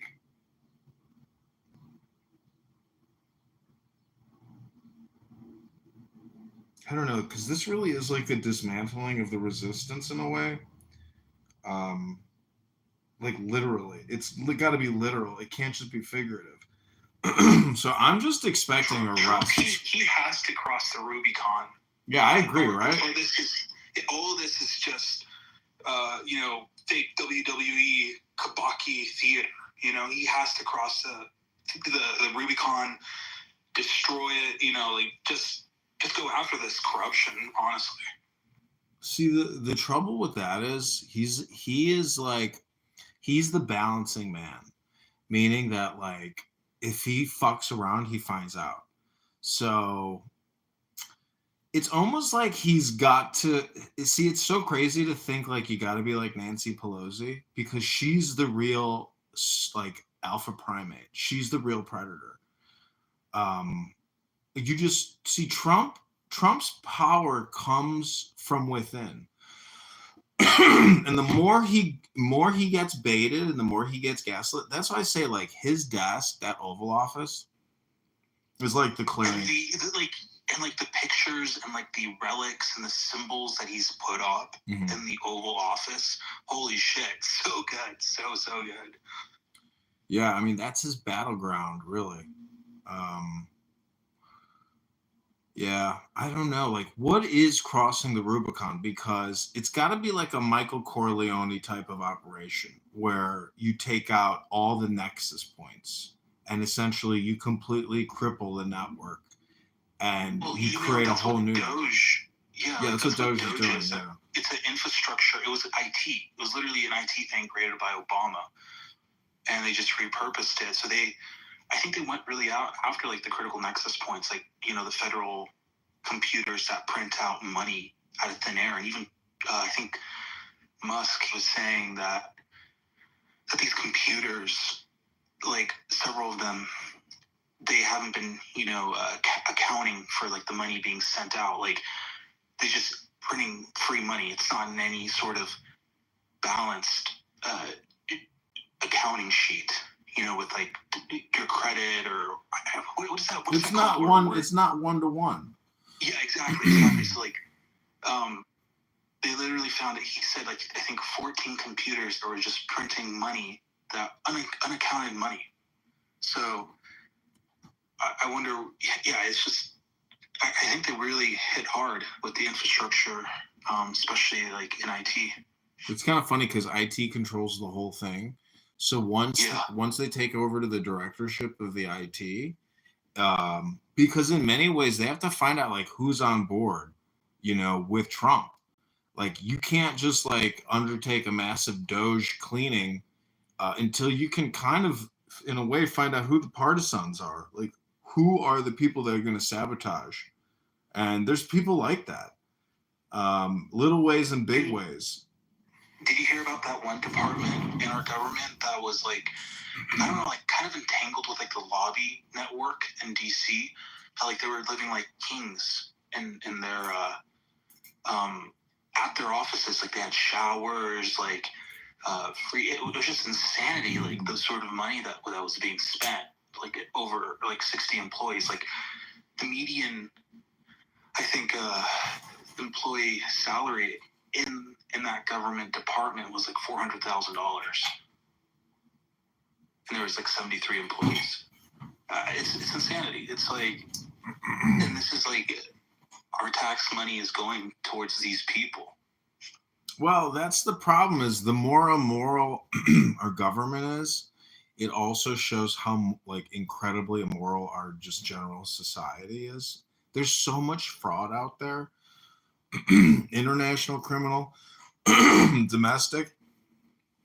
That's why like shutting down of the Treasury or of the education department and the hundreds of, you know, of billions of dollars, like there's a lot of fraud in education. And I've seen it firsthand here in Chicago with the Chicago public school systems. The Barbara Burt Bennett, the former head, is in jail for bribery. My former high school dean in jail for bribery. Because you're talking about $1 million contracts with no competitive bidding. They're basically, it's all just fucking quid pro quo. So we need arrests. The Rubicon, in my opinion, is mass arrests. Executions. Well, executions afterwards, after they are sent to trial. You know, these 51 intelligence officers, they should go to the court of law and be executed as traitors to the government. Honestly, like it's disgusting. These people that lied about Hunter Biden, I was so disgusted by it. Well, I think like even public floggings could be in order because, and I'm not making this up, like it's got to be personal. Like the population needs to feel the pain. If we just execute with rifles or electrocute or inject, I don't think that's substantial enough. I think like, you know, real punishment should be really in the same way that a country, CBT, you know, cane. CBT, cock and ball torture. No, caning, public canings. That's what they do in Indonesia, you know, to all their LGBTQ. If you are on an app and you get caught, you know, spreading disease and being a male prostitute, you don't get murdered. They cane you in a public square and thousands of people come out and have a great afternoon. You know, we waste a lot of money. Sessions. Yeah, I kind of like that. Public shaming sessions where we beat you to an inch of your life and then we laugh at you afterwards. I don't know if it's an inch of your life, but when you walk out of there, you're going to have permanent scars. In Singapore, like they'll do like 15 lashings of you if you like spit gum on the floor. That's what I've heard. These other countries are not like our country. We have a major problem in this country. It's a culture problem. It's a language problem. It's a class problem. You go to any room on this app. I mean, I've heard some really egregious rooms, recently where you're just like, damn, this is like hardcore ghetto. Did you see that link that I sent you with the content production that I was doing? With like the white dragon and the red dragon. I watched one of your most recent YouTube one, which was hilarious. Eventually I had to leave because I just can't take it anymore. It was too much. Yeah, it's pretty vulgar. For the vulgarate masses. The vulgate. Yeah. The literate. I've been reading Morals and Dogma by Albert Pike since I have like a 2-hour drive every day. There's like 15 hours left. I'm on like the 19th degree, and like it's going like deep into like Gnosticism and like all like comparative religion. Really good stuff. Really, really good stuff. Like so beautiful. Yeah, I've read it many times, and every time I read it, I'm like blown away. But almost every book I have, every time I read a book, I'm always blown away. So it's like, it's not necessarily the book per se; it's books. And have you read Ecclesiastes? In the Bible? Yeah. Yeah. I read it to Bussy and Ryan. Mm-hmm. They really enjoyed it. Yeah, you probably got them turned on. Yeah, probably. I mean, that's the sort of pleasure that they get. Let them get pleasure from that. But I'm thinking about it in a more philosophical, psychological way. I get that, and I mean, I think real Christians are there to try to help people like them, meaning that like the opposite is God always manifests in the opposite. So like, preaching or leading by example is, the epitome of your knowledge. So I don't know, I'm here a lot for the entertainment, but at other times, it's great to try to help program people with positivity because there's a lot of people on the struggle. And, if you are that 10 seconds of positivity in one day, you're the only one. There's no other positivity. If I read like the first chapter of Ecclesiastes? Yeah, go for it. Okay. Let me pull it up really quick. It's really beautiful. Like, I don't know, it's super beautiful, poetic, and I wish I could like read the original, language just to, but I don't think I'll have ever enough time to learn another language in my lifetime, so I don't think it's going to be possible. Okay. Ecclesiastes chapter 1. Everything is meaningless. The words of the teacher, son of David, king in Jerusalem. Meaningless, meaningless, says the teacher, utterly meaningless. Everything is meaningless. What do people gain from all their labors at which they toil under the sun? Generations come and generations go, but the earth remains forever. The sun rises and the sun sets, and it hurries back to where it rises. The wind blows to the south and turns to the north. Round and around it goes, ever returning on its course. All streams flow into the sea, yet the sea is never full, to the place the streams come from, where they return again. All things are wearisome, more than one can say. The eye never has enough of seeing, nor the ear its fill of hearing. What has been will be again. What has been done will be done again. There is nothing new under the sun. Is there anything of which one can say, look, this is something new? It was here already long ago. It was here before our time. No one remembers the former generations, and even those yet to come will not be remembered by those who follow them. Yeah, it's pretty beautiful stuff. Beautiful words. So it's like, the actions that we do today, in the greater scheme of things, like, they won't be remembered later on in the future. Like my great-grandparents, like I know about them, but, it's like, they're the reason why I exist, but if it's not like that I'm constantly focused on them, you know? So. Yeah, but you were doing the same thing that they were doing then, which is being in the now and being pragmatic and commonsensical and optimistic and working hard and being productive and trying your best. What else can you do? I mean, you can't stop natural disaster when a fucking hurricane takes you out on a Sunday night and you're like, oh shit, there goes my life. Yeah, I know. That's why, like, you know, it's like sort of like reaching that point in your life where no matter the circumstances or anything really, like internally, externally, you empty of yourself of like that sort of real, like it's like a realization that comes upon you where you're like, everything is good, you know, everything, like what you say, like there's nothing out of place in the entire universe. Everything is as it's meant to be. Like this conversation that we're having now, it was meant to be, like, I guess. So. Well, it says there's not a speck of dust out of place in the whole universe, meaning that even when Elon gets torched and the N-word gets painted and everything explodes, like that's unfortunately the demon in the bottle. That's the opposite and equal reaction. It's basically Newtonian physics, which is just balancing. And that's equanimity, as I think you said earlier. Doctor, my friend, the trash bag has arrived. Hey, what's up, Zach? I don't know if his mic is working. I guess he left. Hey, welcome back. What's up? Oh, we're just reading Ecclesiastes. Have you ever read that book? In the Bible? Yeah. I've skimmed it.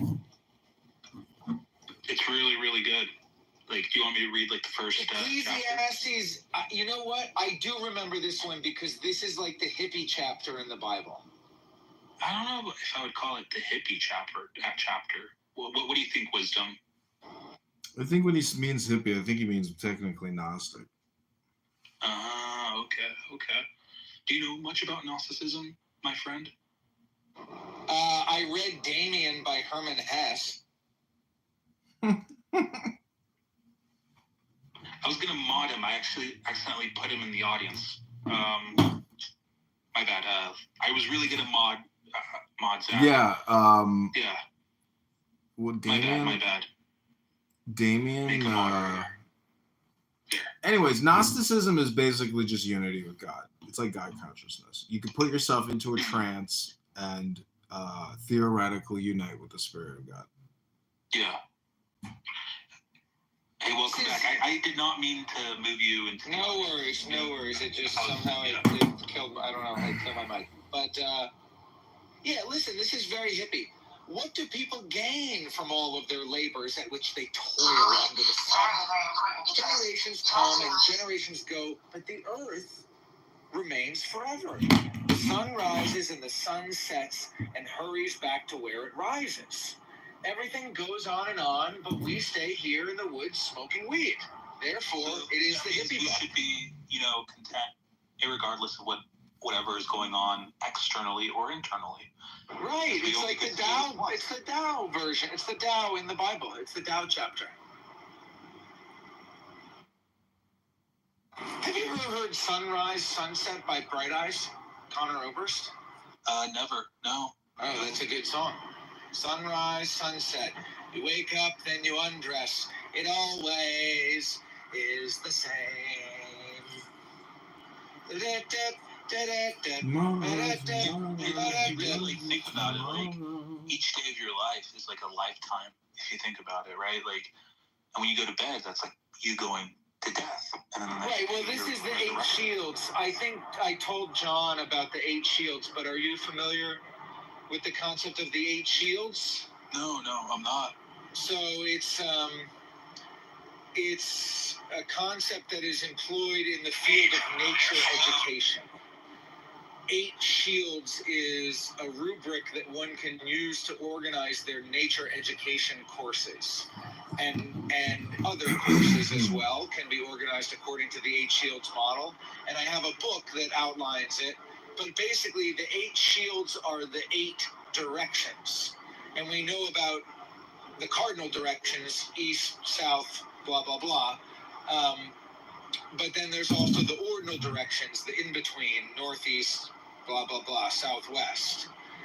And the idea is the year is the day, is the lifetime, is your activity session. So in the east, the sun rises, you are born, the day begins, and you have a welcoming circle. In the south, the sun is high in the sky, and you are working hard, and you are in your youth and young adulthood, and in your activity period, you are working.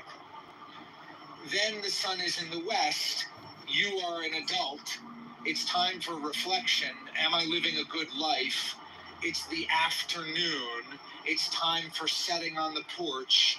It's time for a break, and then it's time for cleaning up. And then the sun goes into the north, where you go to bed, the day is over, you're dying, it's a time for old age, it's a time for rebirth and revisioning, and then you can have like a closing circle, and then you move back to the east. It's really beautiful. Yeah, so you can use the seasons and the directions to organize your day, and it's nice because, like, no matter what you're doing, it's like, you know, it's morning. It's like the east energy. What comes with the east? New beginnings, bright sunshine. Like, it's not a time for smoking weed necessarily at 5 a.m, you know? It's a time for new beginnings and blah, blah, blah. You know what I'm saying? Yada, yada, yada. At the end of the day, blah, blah, blah, I am complete. It's always been words, words, words, right? You know? That's what it is. That's another song that I recommended to John long ago, which is called The Rhyme Scheme by a band called Cursive. Have you ever heard of Cursive? No, I haven't. The Rhyme Scheme. And at the end of it, he's like screaming. And he says, words just don't work. Words are slowly demeaning. Anyway, it's a good song. I think then he says, words make things worse. Words are slowly revealing. It's not a time. I want to, like, I've done sort of like a little bit of like analysis on Clubhouse. I want to see if like anything that I wrote down about it resonates with you guys. So like on Clubhouse, it's all about inverse power dynamics. The more you speak in a room, the greater the intelligence that accumulates over time. More about like the sort of like social intelligence of you and the understanding of the other person. Like a room is all about power politics and what we focus on, you know, with our attention. If we don't think that's interesting, we'll interrupt like a person to bring our own perspective. Like if any of you are going to do it right now, like if you don't think what I'm saying is interesting, you'll interrupt. When you think the conversation is boring, I think like there's this thing called group intelligence, and like it was something like this happened in China, like with a thing called struggle sessions, where like you try to fit into sort of like the greater hive mind, I guess, whatever that means. I very much know what the struggle sessions are, but continue. I didn't mean that to. I just meant so you don't waste time explaining it. Yeah. No, and like the more information that you've withheld from other people on Clubhouse, the more powerful that information becomes to you and what you want to do with it. So there's that. And also silence is the most powerful tool. So that's why like I'm kind of like a goo god.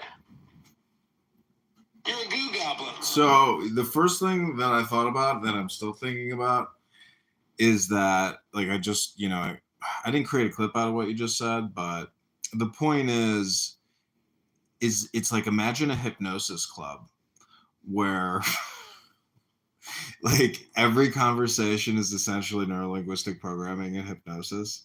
And so each comedian keeps trying to essentially rehypnotize and dehypnotize. And it just becomes kind of funny because everybody's. It kind of does. Yeah, you're right. Yeah. So it's like all your analysis is accurate, but at the same time, it's still just hypnosis. And so if people don't like it when I do this, but it's like all communication is hypnosis. It's like the ultimate reframe. Yeah, it's the ultimate gaslighting tool.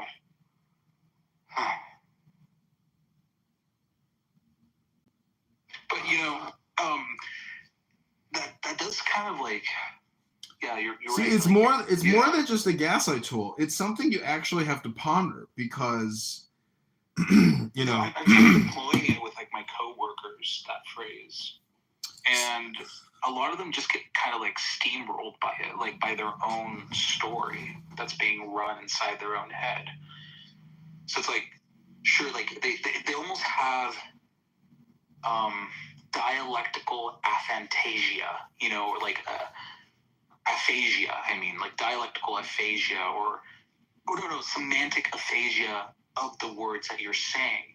Like they'll hear the words that you're saying, but their own story or whatever sort of story that's being played out with the own words and sort of life experiences and the amount of weight that they've given. Weight, I mean, by like power that they've given over to like to certain words. It doesn't really snap them out of their own trance, That's what I've noticed.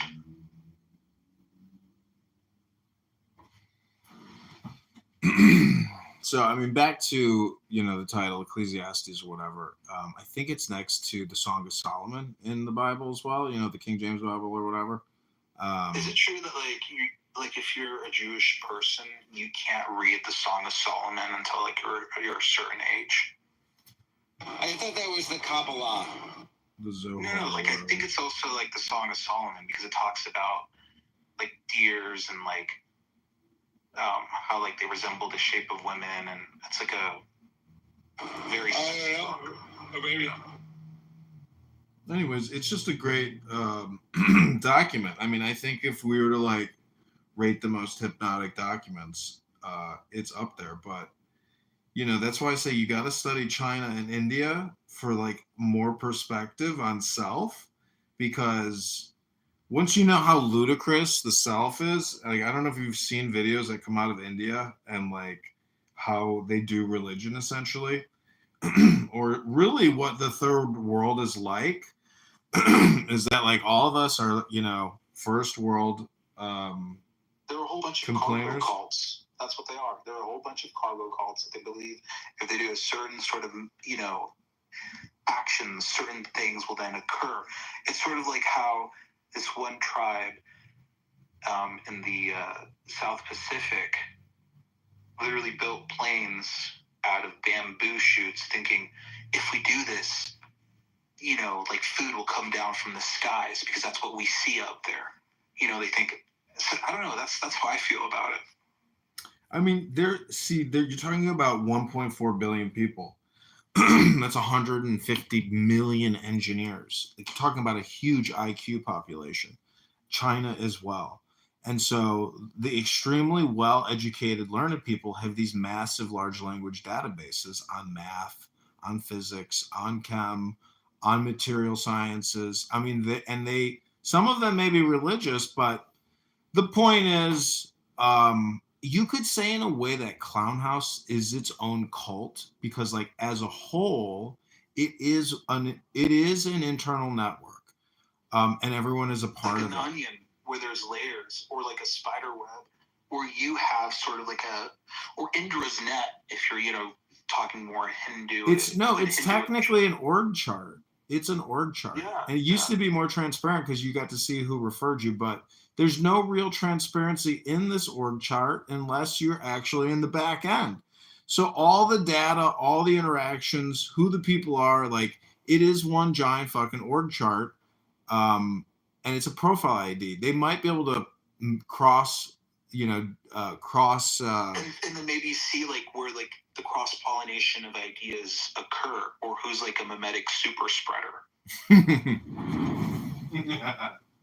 See, that's when this app gets interesting. But how much do you want to bet that on the back end they don't even think about that shit? I bet you they don't. I'm just thinking maybe like if I was them, I would be analyzing everyone's conversations with like neural networks, classifying any news sort of on a probability basis of like agentic ideas that sort of arise from natural people that do ideation, I guess. I mean, if and when you can create a bot that is able to have this conversation, which would be very close to self-awareness, and have it like fully automate that, where you actually cannot detect whether or not you're talking to a human or an AI chatbot. Society is fucked. Yeah, you'll be able to like do like massive persuasion. It's the Turing test. But the Turing test, that creates a voice, with like a real voice. Like being able to change your dynamics. You can like literally do anything with your voice. Yeah, and a real pussy that you can fuck. No, what it does is it automates a containment field or a sanitarium. And so what we're talking about, I gotta show you this guy from Georgetown who creates these. He's like a professor of neurological warfare sciences. And in many ways, this is like the cryptocurrency of future mind control, where, because if there is like I don't know how all this is going to work out, but I don't know, this app could either get deleted because it is totally fucking useless and they're not making any money from it, but for somehow, because it cashed out years ago when there must have been flush money, it can survive. But even the founders of the app, they're nowhere to be seen. They're all busy living their best lives as multimillionaires, raising their families. Like, they're not here talking about Meta. I will tell you, I have shown this app to several people in my life, and it has appealed to none of them. And similar to you, the guy who got me on this app in the first fucking place has long since moved on and is working his job and fucking his wife and raising his 5-year-old son. So I don't know what it is about you and me that attracts us to this horrible waste of time, but it's a you problem is what I'm saying. It's a you and me problem. Now Chris is on the phone, so now it's extra awkward. But I just did the jiu-jitsu. I'm going to get some Chinese takeout. I'm going to eat it with my girlfriend. Tomorrow I'm going to work. Then I'm teaching driving. At some point I'm going to make a video. We got to find time for creative production, but also, this is it. This is what it is. This is living our best lives. You're living your best life right now.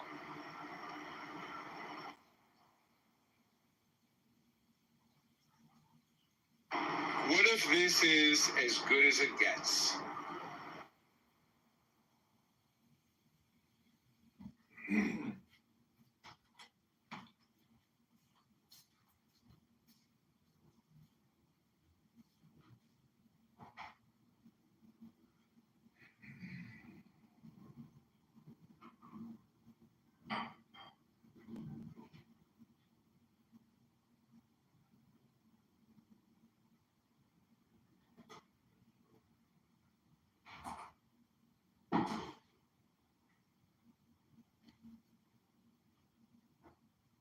Did you hear the argument that I had with the guy in Chillism about the word degradate?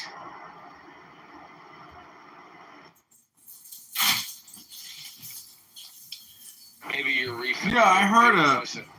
Yeah, I am refilling my Vermosa. I heard it. But I wanted to go back to like the fact that if this is as good as it gets, it's still not that bad compared to, the whole history of human disaster. So that's what I'm saying. This is good. This is good. You have a beer mosa. I'm driving. I'm literally driving right now, and smoking weed at the same time. I don't know if that's a good thing, but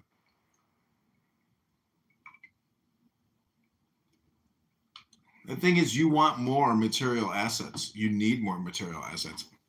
You need housing that you own, housing that you don't owe debt on. You need savings. You need resources. You need tools. You need art. You need power. And so that's really the formula that you have to figure out. It's only 4 variables, but once you can figure out how to properly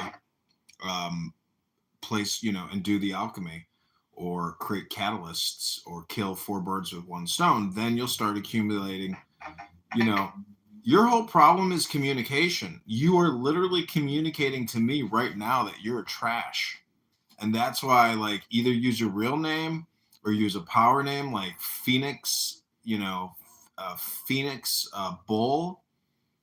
I know you think it's funny, but you are the words. And so that's why I say, that's why I'm called wisdom. I mean, I am constantly communicating what I believe to be the most powerful truths. So, I am your friend. I'm forcing people to say my friend.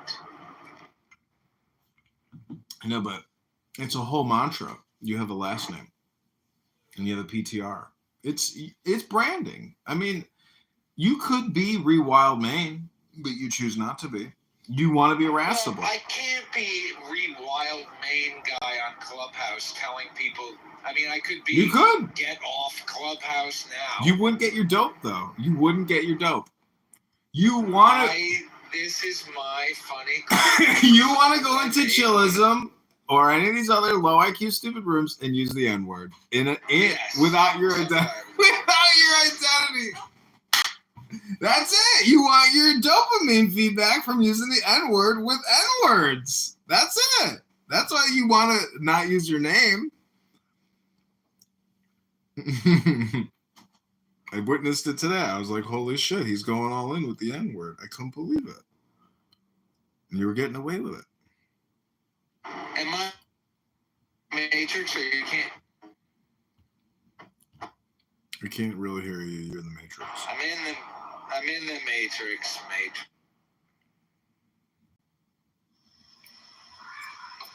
I'm saying I got sick of them saying everywhere I went they said Zach fucks a tranny.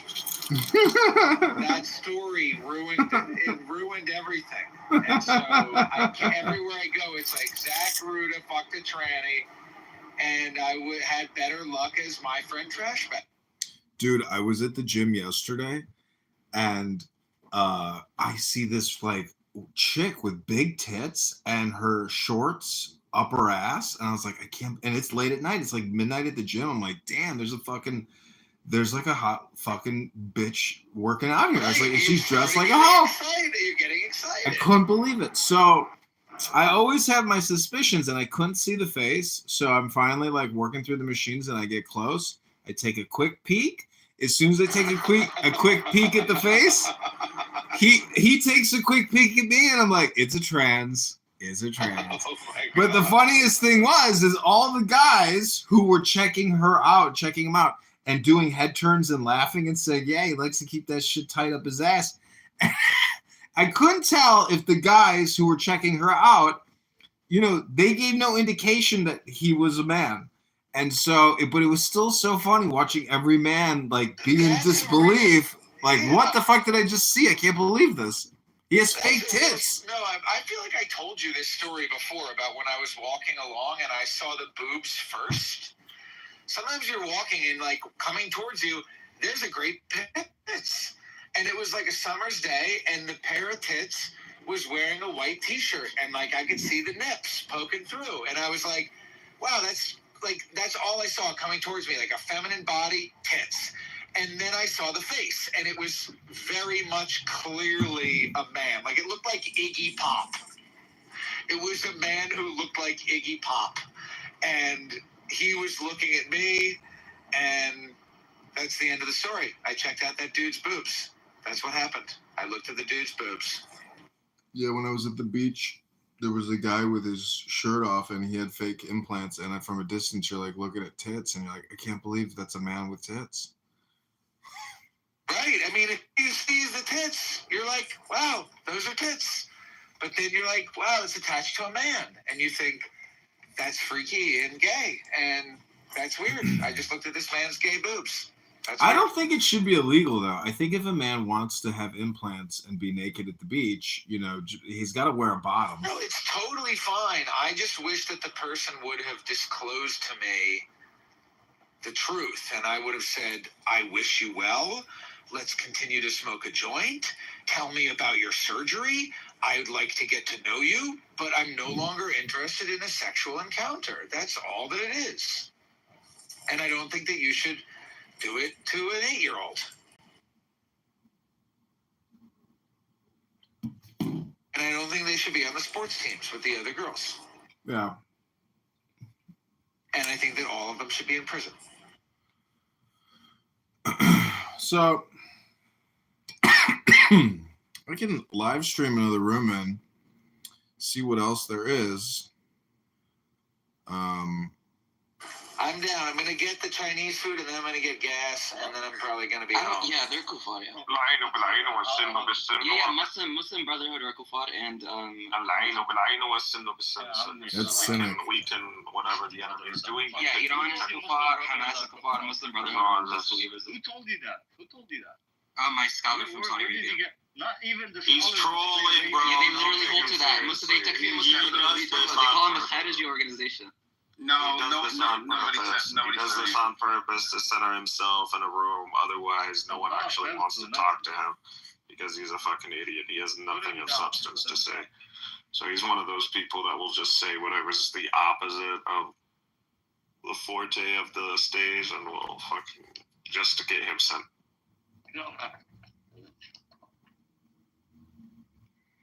Inshallah, Allahu Akbar, 500,000 Gazans to Egypt just to start. Great news, Israel Times publishing the big news, 500,000 from Gaza going straight to Egypt. Bye-bye! That's just the start, 500,000! Do you have receipts?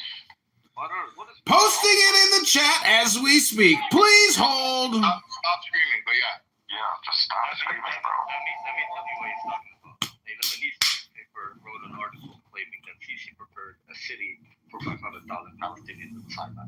6 hours later, the Egyptian government came out and said it's all fucking bullshit. So I don't know what your evidence. Yes, they did. I can confirm it right now. Who got stronger evidence? Let's just see his evidence. Let's just see I it. know his evidence. It's Jarid al-Akhbar and nothing. Yeah, as Times of Israel reported it, then the Egyptian state, what's the agency called? They held a meeting. 10 of the biggest Arab influencers in the world. Hey, doctor, we're actually trying to have an actual conversation. So if you're going to do your stupidity, respectfully, do it in the fucking audience. Because it's disruptive. So just don't be disruptive. Look at the photo in the Israeli Times. Okay, bye. Don't be disruptive. Read the room, bro. Go ahead. No, I was saying that the Egyptian Ministry of Information came out within hours saying that the story was not true and they did not agree on anything like that. Or I think they even said they've never even discussed it. Supposedly, it was, I don't know. It's a weird story. Sons of God appeared before God, and the devil came walking amongst them. So when the devil appeared, he was a flame. Zach, honestly, I hate but God is after the devil. How come the devil is there? Honestly, black people are at the same time the funniest people on the planet, but also the worst people on the planet. I don't know if that makes any sense. Hello, I have come to join the coexistence. Very peaceful of you. I just came from a room where I was kicked because I cited the Israeli Times article about the 500,000 going back to Egypt. How dare you mention the fact? Edward said that it's all fake. Prince said it's all fake. All fake. He's an unusually short man, and I tease him about it mercilessly. Who, Dr. Prince? Yes. What is he, about 4'10"? He's in that ballpark. Francis Yes, I Short? know Aziz is a Pakistani. That's obvious. In Birmingham or Bradford, the worst cities in the UK because of the Pakistani. I don't know. All I know is that everybody's concerned about this, but we're not there yet. Thank you, Norman Foster. There's a guy in the audience who took the name Norman. Oh, he left already. There he is. Norman Foster. It's his clubhouse. Oh, he's a newcomer. And he took the name of a noted British architect. Self in a room, otherwise no one actually wants to It's talk to Birkenau. him. Have you been there, Doctor? What's the name? Have you seen the man who looked like the intelligence that accumulates over time. It's not beautiful, but it's More about like the sort of like And then you can have like a closed coming out of COVID, right? There's a lot cooler than New York. New York is back now. Well, it says there's not as many. It does have a place in the whole. I don't think it hurts. It's a better vibe. The British are tougher, I think.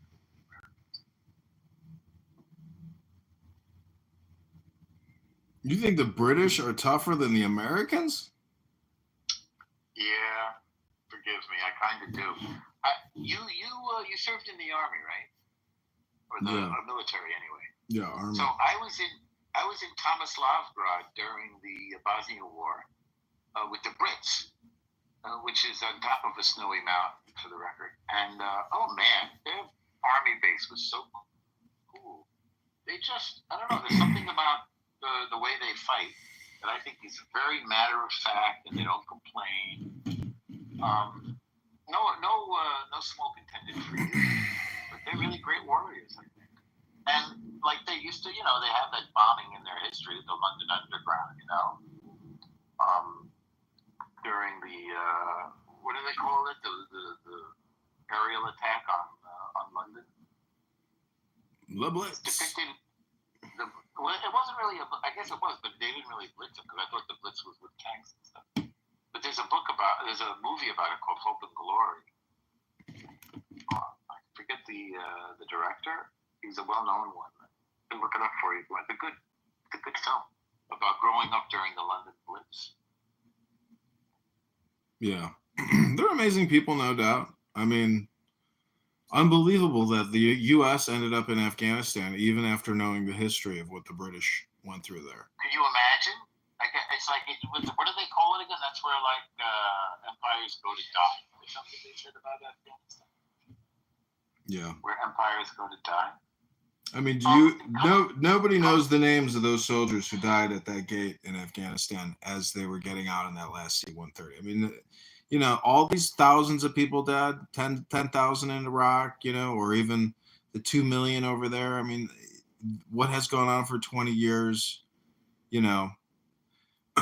I don't know. I think coexistence has a chance, but terrorism is always going to be the zit that just won't go away. It keeps coming up. There's a really brilliant Israeli woman who also knows a lot about Russia. Anna, I think her last name is Gafsheim, and she draws a direct link between Bolshevik terrorism and Palestinian terrorism and all of the terror in the West since the Bolsheviks started. I don't know why you say I have a problem, Aziz. You're a Pakistani living in the West, and more power to you. I don't know why you think you have anything whatsoever to say about Israel. It's peculiar just to be gentle about it. I was talking to Norman, not Norm, but okay. Aziz, you speak with such eloquence. When I hear you defend the rights of the Palestinian people, it's as if you are inspired by higher intelligence because, sir, you know the subject matter so well and you spend so much time digging into the facts and letting us all know exactly the way that we should be feeling because you're on the side of justice, the side of good intentions, and rightfulness. Isn't that so, Dr. Aziz? Well, I prefer a more reductive approach. I don't like to kill them with statistics, but I respect your opinion, I am being completely facetious. I hope I was eloquent. I am complete. Don't worry, I picked up on that. We have a dark humor in Britain. We're much more subtle than you could ever be.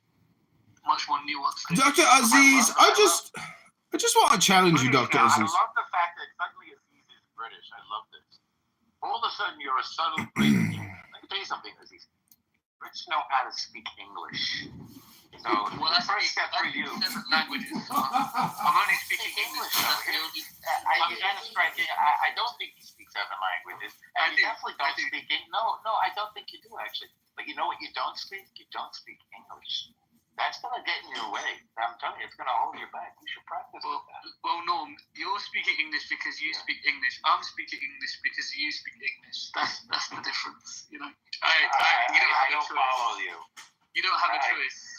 No, I do have a choice. I don't speak Urdu because, after all, why would I? But I do speak other languages. But again, you're speaking English because you're living in England. You're an immigrant there who failed to pick up the. No, I didn't actually migrate. You failed to pick up the language. I can ask you a simple question, like where does your moral code come from? You can't answer it. I dare say you can't answer a question at all. You don't understand how the language works. I didn't migrate here. You get well,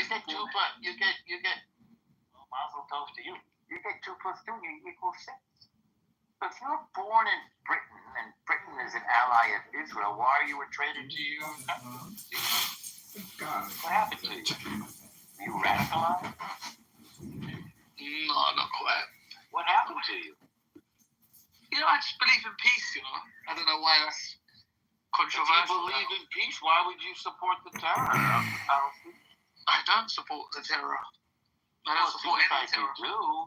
No, it seems like you do. You never took the time to ask me what. Dr. Norman, he denounced Hamas today. I've asked you many times. You're afraid to say it. He denounced Hamas. He denounces them, Dr. Normo. Yeah, I denounce all terrorist activity.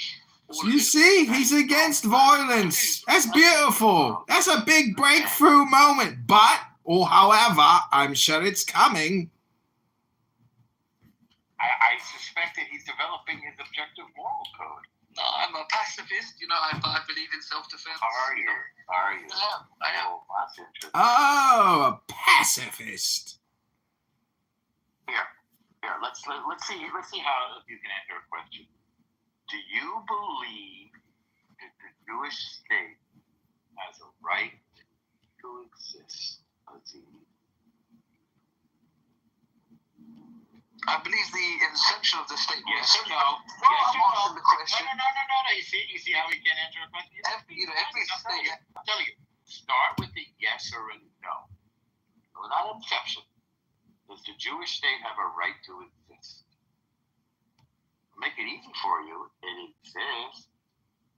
Is there any other country that people say? Do I want it to not exist? Like would I end? Like, no, I don't want it to not exist. Okay, listen again. This is words. This is English.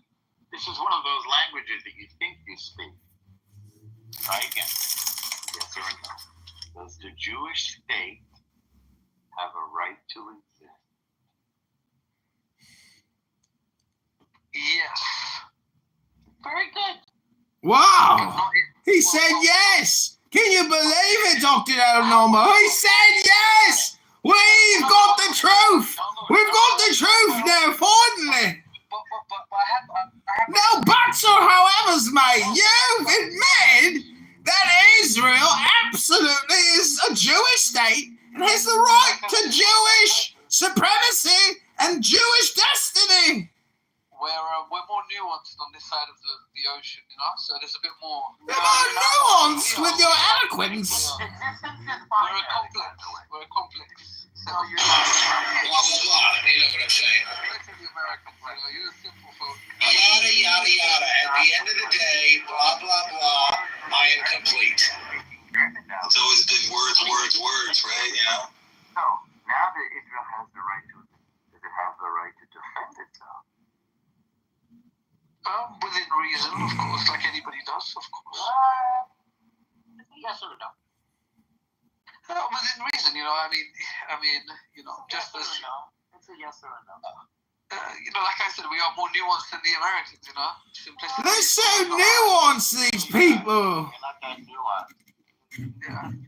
Evasion is not nuanced. Nuance is the flavor of life. It must be nuanced for you because you just learned the fucking language, mate.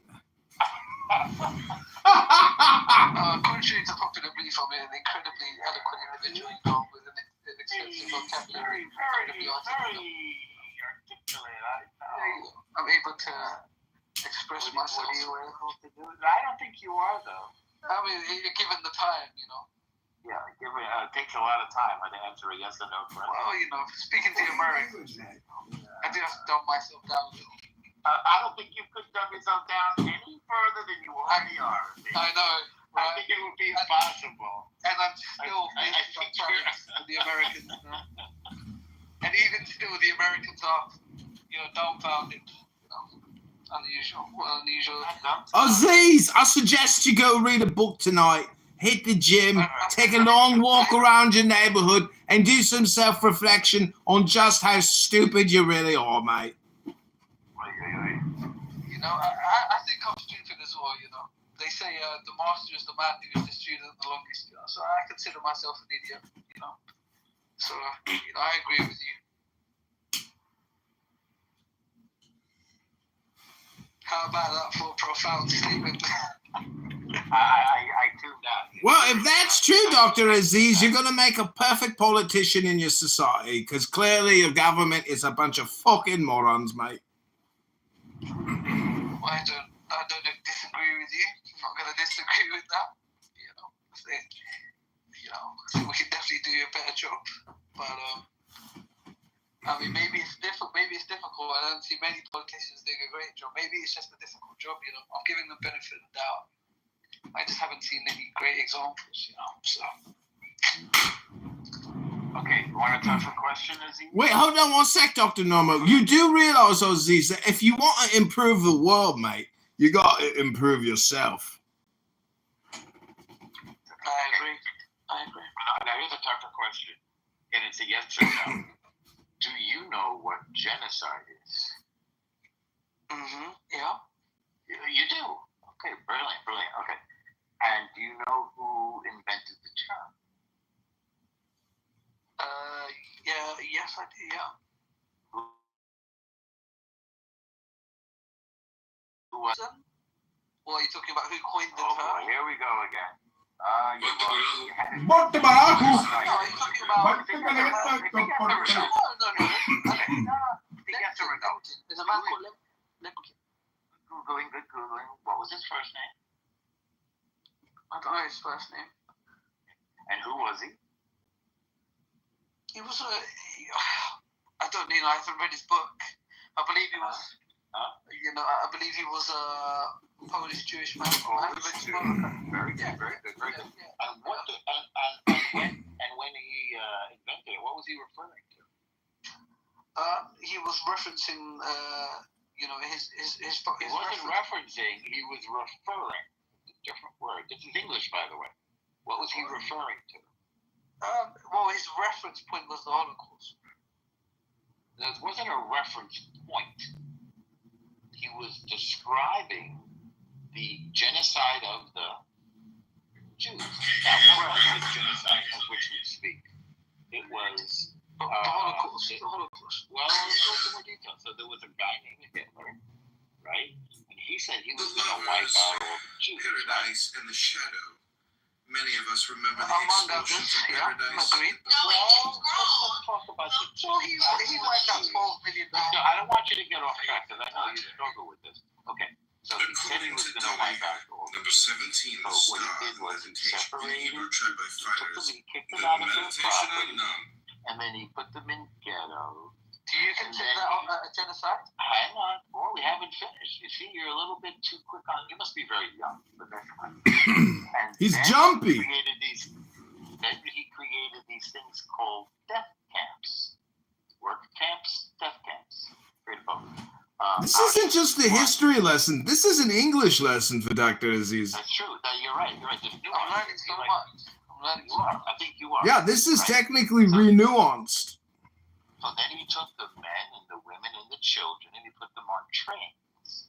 I'm aware. And I'm aware. Okay. And then those trains went to the work camps and the death camps, and then he worked them to death and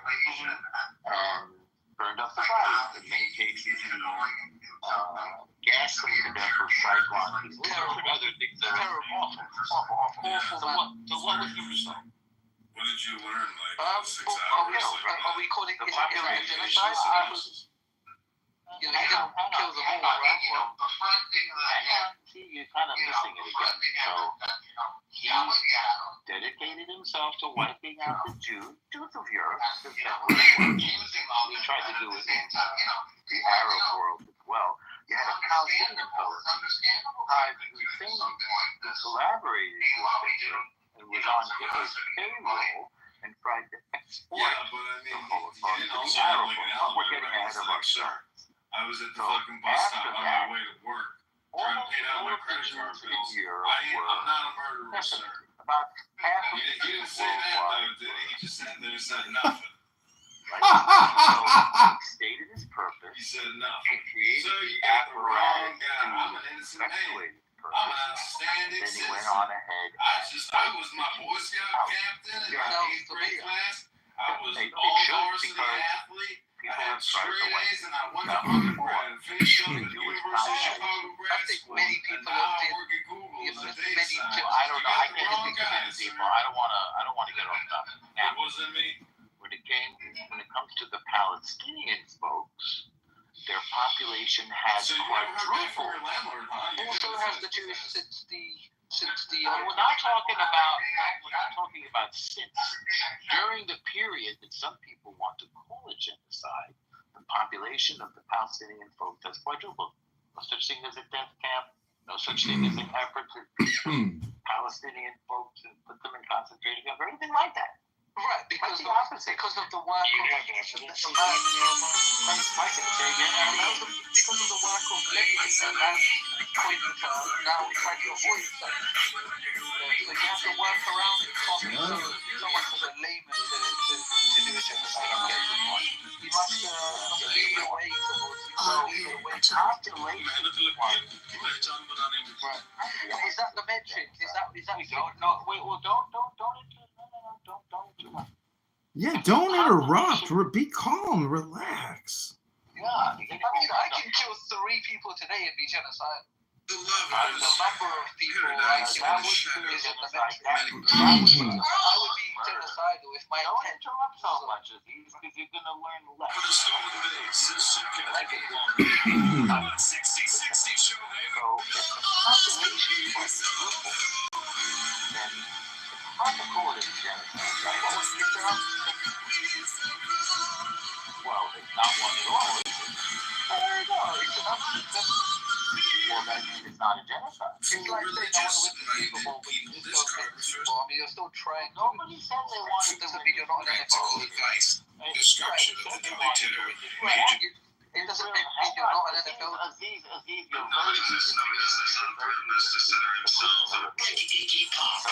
if the intelligence says we want to give people rights, we want to live in peace with our neighbors, and then they go about trying to live in peace. And you have an ethnic living in the country that's flourishing, that's middle class, that lives better, in fact, than that ethnic group outside the country. It would be a very far-fetched thing to say that there was a genocide going on with other people, right? Kind of the opposite. Free healthcare, schooling. They're participating in the life of the country. Hard to call it a genocide. Sounds to me like civilized government. Democracy. What do you think, Aziz? Oh, that's like saying, you know. Is it too nuanced for you, Dr. Aziz? I'll explain. It's nuanced. Now, I don't want Deal with the facts. I'm gonna deal with the facts. But you know what? I like abstract thought. You know, it helps us understand things. In this case, I think we should start with the facts, and then we can do the Okay, we'll start with the fact that so the fact is the population has not decreased. Is that what we're dealing with over the 75-year period? The population has quadrupled. Okay, so and then that would essentially be the justification that it isn't a genocide because the population has increased, right? Is that what we're saying? Just for clarification. It's one of many factors. Again, it's not a justification. Give me another one. Called evidence. Give me another fact, though. The fact that, for example, this ethnic group has been integrated fully into the life of the nation and participates in all acts. Free health. Like the Native Americans in America. Go slow. No analogies. Let's deal with the facts. Well, it's parallel. It's not an analogy. No, I don't think it does parallel. No, I don't think it does parallel. No, by the way, Just stop interrupting, Aussies. This is too nuanced for you. Just be patient. Listen. Watching in real time is a mind being short-circuited. That's why the interruption. So you want to be shocked, Aziz? The Native Americans recognize Jewish indigeneity in Israel. Did you know that? An amazing. Are they a monolith? That's beautiful, Dr. Nomo, and quite nuanced. Can you explain the nuance to him of that? I don't even think he listened to you or heard what you said. Where did you get that opinion from? Ironically, it's not an opinion, it's a fact. So Ironically, Aziz, the bad analogy that you picked, in fact, contradicts the main point that you're avoiding. Well, let's go back to the main point. So, do you think Israel has the ability to wipe out some ethnic group? Let's not say who it is. Does Israel have that ability? I believe so, yeah. I believe so too. And yet, Israel does everything it can to avoid doing precisely that. Did you hear, by the way, that there were 1,000 humanitarian aid trucks entering Gaza every day during this war? Not a lot of people knew, but I did. Well, apart from the areas where they blocked. Do you think? Well, how long were those periods? I mean, 1,000 trucks. When you consider that it's 2 million a day. So, do you think if you were committing genocide, you'd send 1,000 trucks a day? Well, there's usually the justification for that it isn't a genocide because the population has increased. There's two clarification. Here's another interesting question. Could Israel have just carpet bombs this area that we're not naming?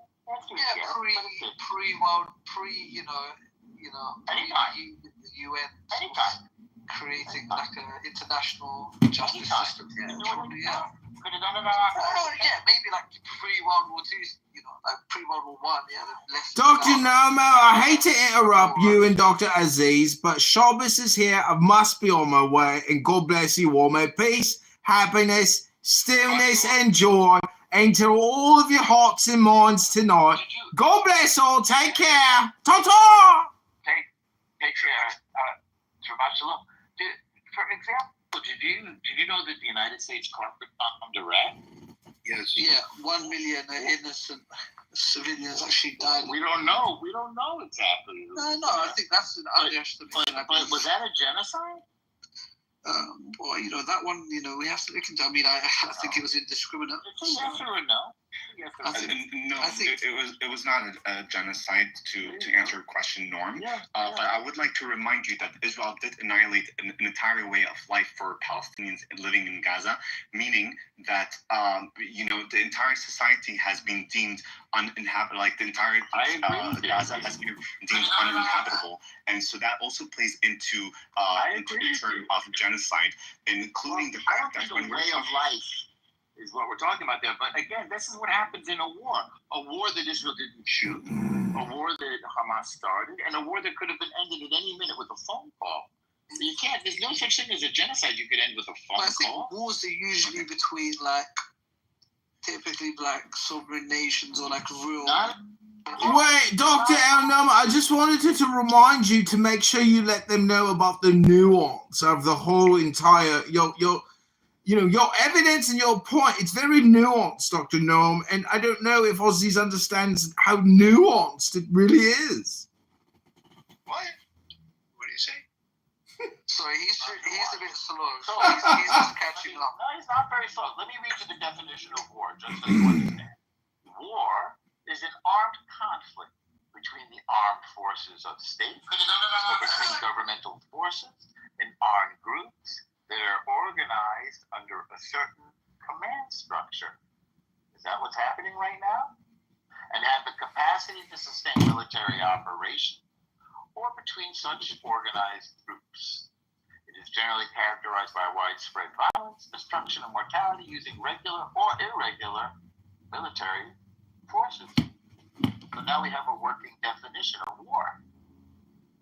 Hard to deny that that's what's going on. Yeah, but And that's... Madge, I'm sorry. I don't want to be unkind to you, by the way, Madge. So I don't want to be indelicate or anything. What were you going to say, Ahmed? No, I was going to say something, but if you were going to continue, go ahead. Well, people like to warp words, and then it becomes difficult to communicate. And by the way, if you can't communicate, you can't build a society, and you can't get along. If you say blue and you really mean red, then we're never going to be able to work things out. But go ahead, Ahmed. Okay, so would you say that what's happening in Gaza and what happened in Iraq are wars? Of course, by definition. So that's great. Don't you know that there are rules for wars? There kind of are, and there kind of aren't. Okay. I mean, definitions also are kind of aren't as well, because they don't always. Agree with that. I don't agree with that. I mean, war is not very. It's very clear what a war is. So let me give you an example. If you have a war between two sides, and one side is playing by one set of rules of war, and the other side is playing by a different set of rules of war, then are there any more rules? Well, that's the thing. That's the thing. There's only two types. The one that the United Nations came up with, rules of war. So there's one type where it follows the guidelines that the United Nations set. I mean, let's forget the Islamic rules of war. Let's stick with the big modern day secular stuff. I'm not familiar with that. Okay. So what's it called? Because the Torah has some rules of war too, but we weren't talking about those. Oh, okay. Yeah, I'm just into theology a lot these days, so it's come up a lot for me. But so we have the UN rules of war, and then we have anything else. Okay. And those are the only two that matter, because if anything deviates from the UN rules of war, then it's considered. Dr. Ahmed, I think you might have a listening problem. Did you hear El-Normo read the definition of war? It's regular and irregular. There's no room of debate here. If we've already defined the term, let's move on into coexistence, please. You ever hear the term bringing a gun to a knife fight? I don't know what he's. Wait, let me just clear this up. I thought you were talking about rules of war, and I was going to say that because you mentioned that one side is fighting with different rules of war, and one side isn't. I was going to say that it doesn't matter what rules you may claim Hamas is fighting with. Israel has to adhere by the United Nations rules of war. Otherwise, they are also deviant as well as Hamas, and both should be held to account. But if Israel holds to the United Nations, this is the last point, sorry. But if Israel does hold to it, then they are faultless. Then they are in that situation infallible. I don't know about faultlessness and infallibility.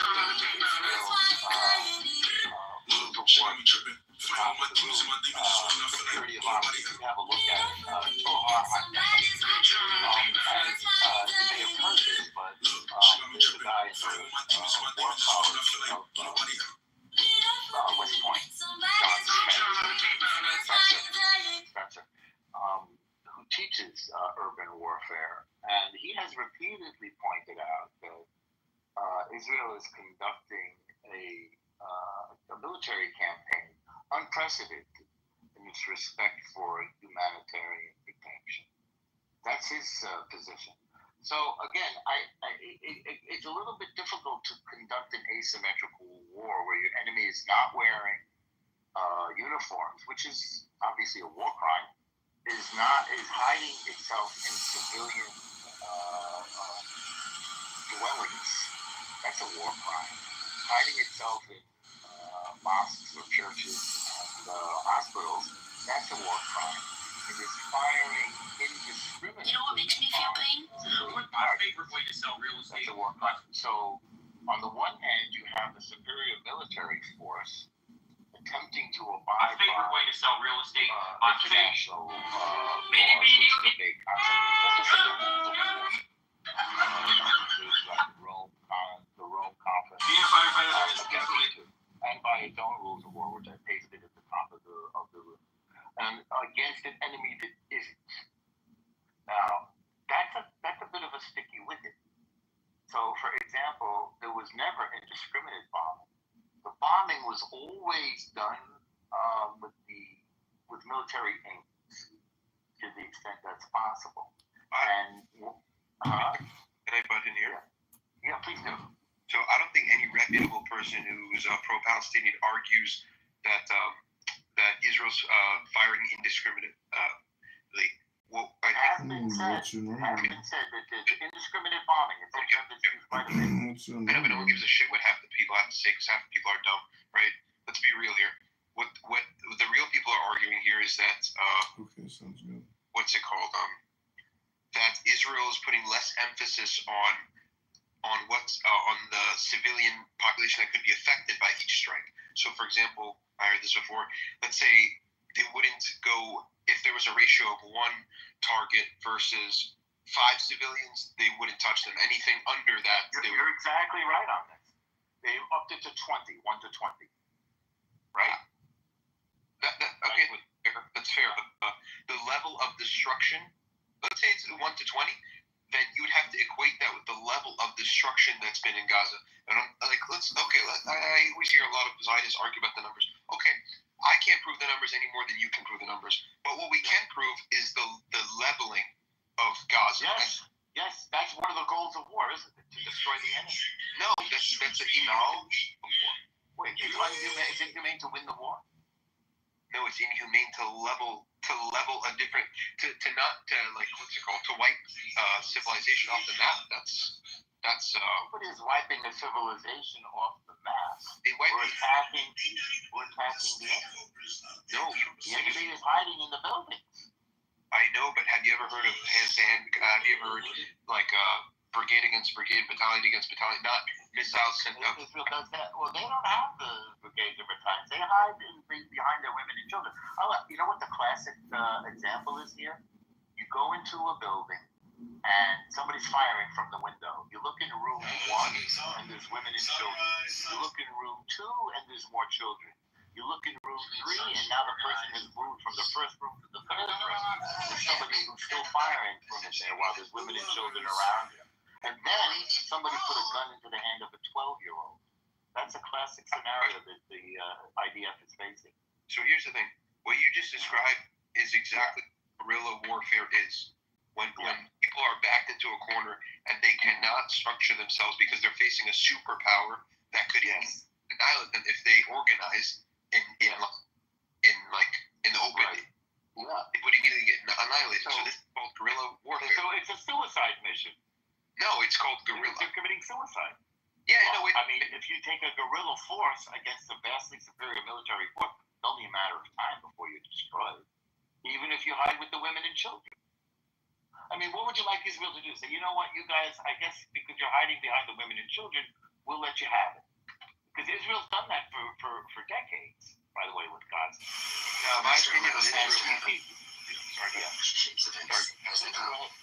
I was gonna say, I don't know what Israel should do right now because Israel has been a political snowball rolling since 1948, and to say Israel should just stop and think of what it should do next is a ridiculous suggestion because it's been a snowball since 1948. Like slowly. I don't understand that statement.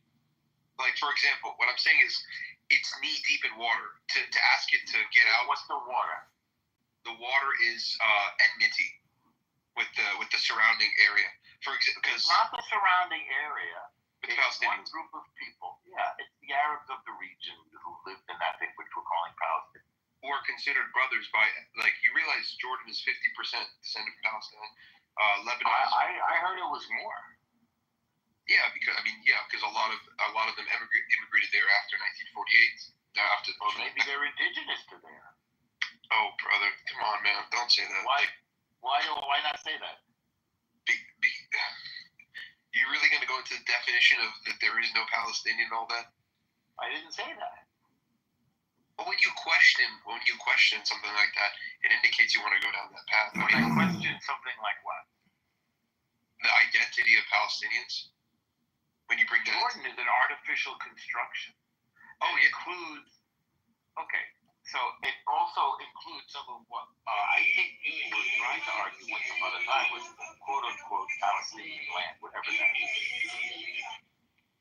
See, here's the thing. I mean, maybe I'm all vocal minority about this, but here's the thing. Once again, you shouldn't give much of a shit about what half the knuckleheads in the world have to say. You should care about what the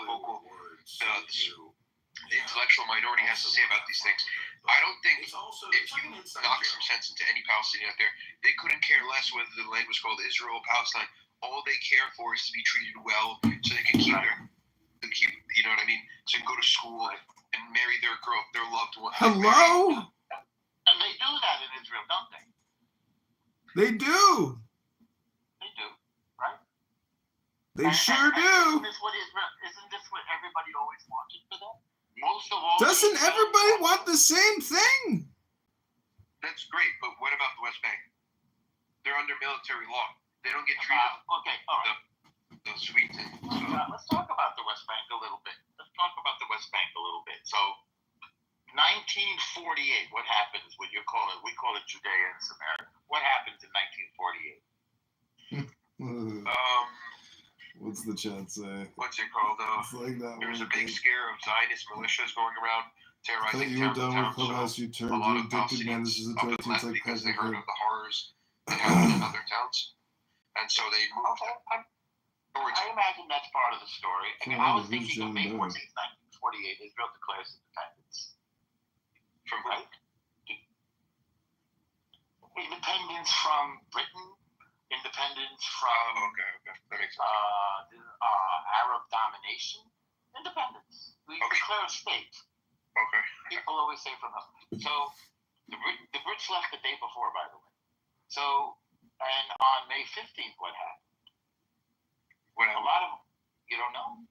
No, I'm not familiar with the exact dates. No. The Arab-Israeli War. That happened the day right after. Yep. Oh, okay. Yep. So 5 Arab armies attacked 5 countries: Syria, Iraq, Saudi, Lebanon, Jordan. There were also a Pakistani militia. Where's our friend Aziz? And a Palestinian militia. So 7 armies altogether. And they lost, and Jordan took Judea and Samaria. Did you know that? Yeah, I know that Jordan occupied the West Bank or Judea and Samaria. Well, it's hard to know if it's an occupation or not, because who else ever owned that land or ran that land or had sovereignty there? The Ottomans, briefly in a mandate, but there was never such a thing as a Palestinian country or anything, or a state or anything like that. But that's the thing, though. Like, Britannia was the name of the island from which the country of Britain was formed on, but it was called Britannia before there was a country. The same way. Does that mean that it wasn't Britain, right? It was just a region, like the Alps. Yeah, exactly. Yeah. So that's why. And so, like, you can't bring into question the identity of the people who live there. They're called the Britannians. We're not talking their identity. We're talking sovereignty. Whose land is it? Not identity. Nobody. You can call people whatever you want. You could call them. In fact, as far as I know, and maybe Mads wants to contribute on this. Brother Magic looks Palestinian. He looks Palestinian with his. The people of the Arab folks of that region, they identify with their Dr. El Normo, Can't we just ask Ahmed, do you want coexistence, Ahmed?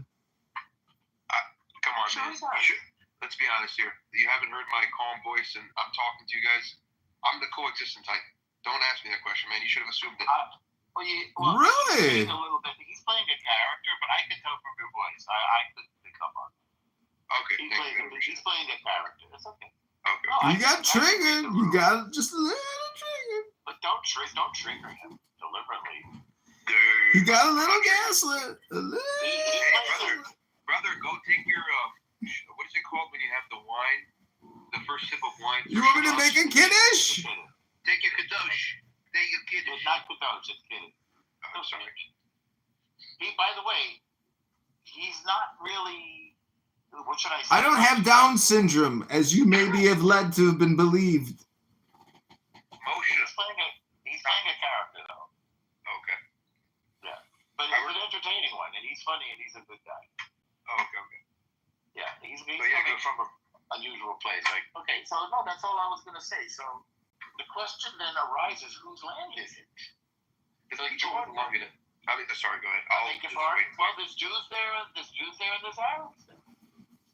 Both. Yeah, I would say I'm Muslim, but Muslim beliefs aside, the secular belief is a secular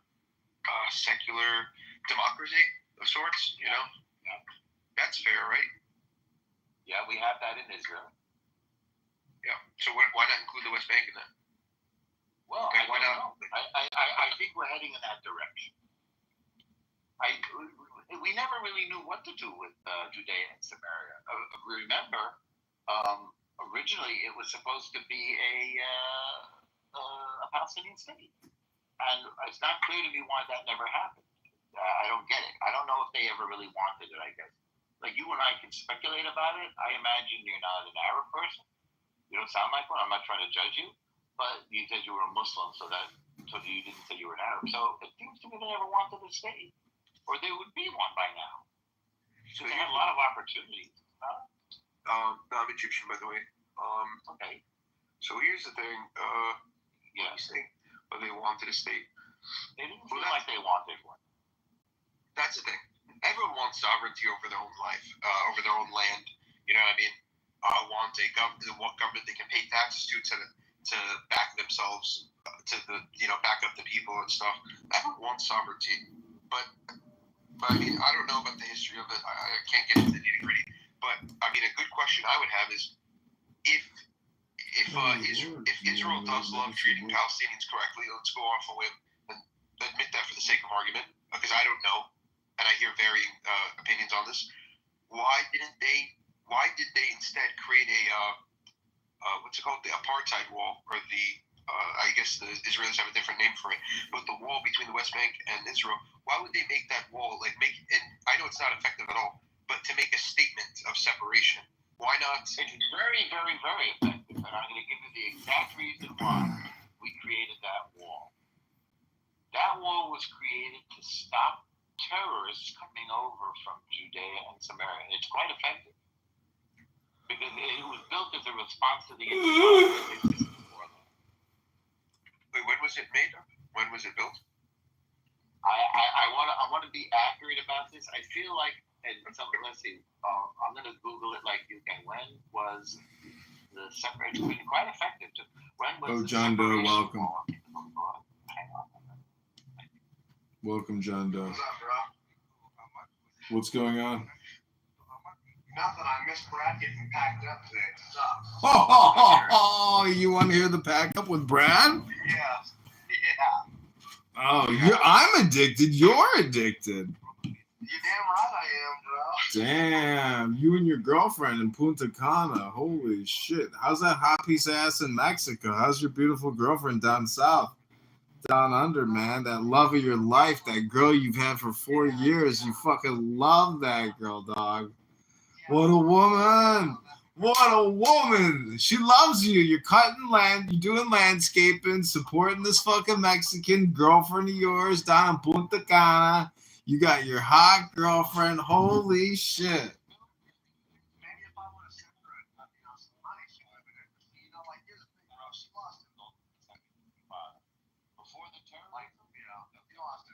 empty yourself of. You're that limit. You're that limit. But I have a question. You said, okay, so in response, you know, when you don't got to worry about that shit. The cloudy sky is far away when you ain't got to worry about that. I'm happier without them. Let's hear this shit. I want to hear this guy get packed up.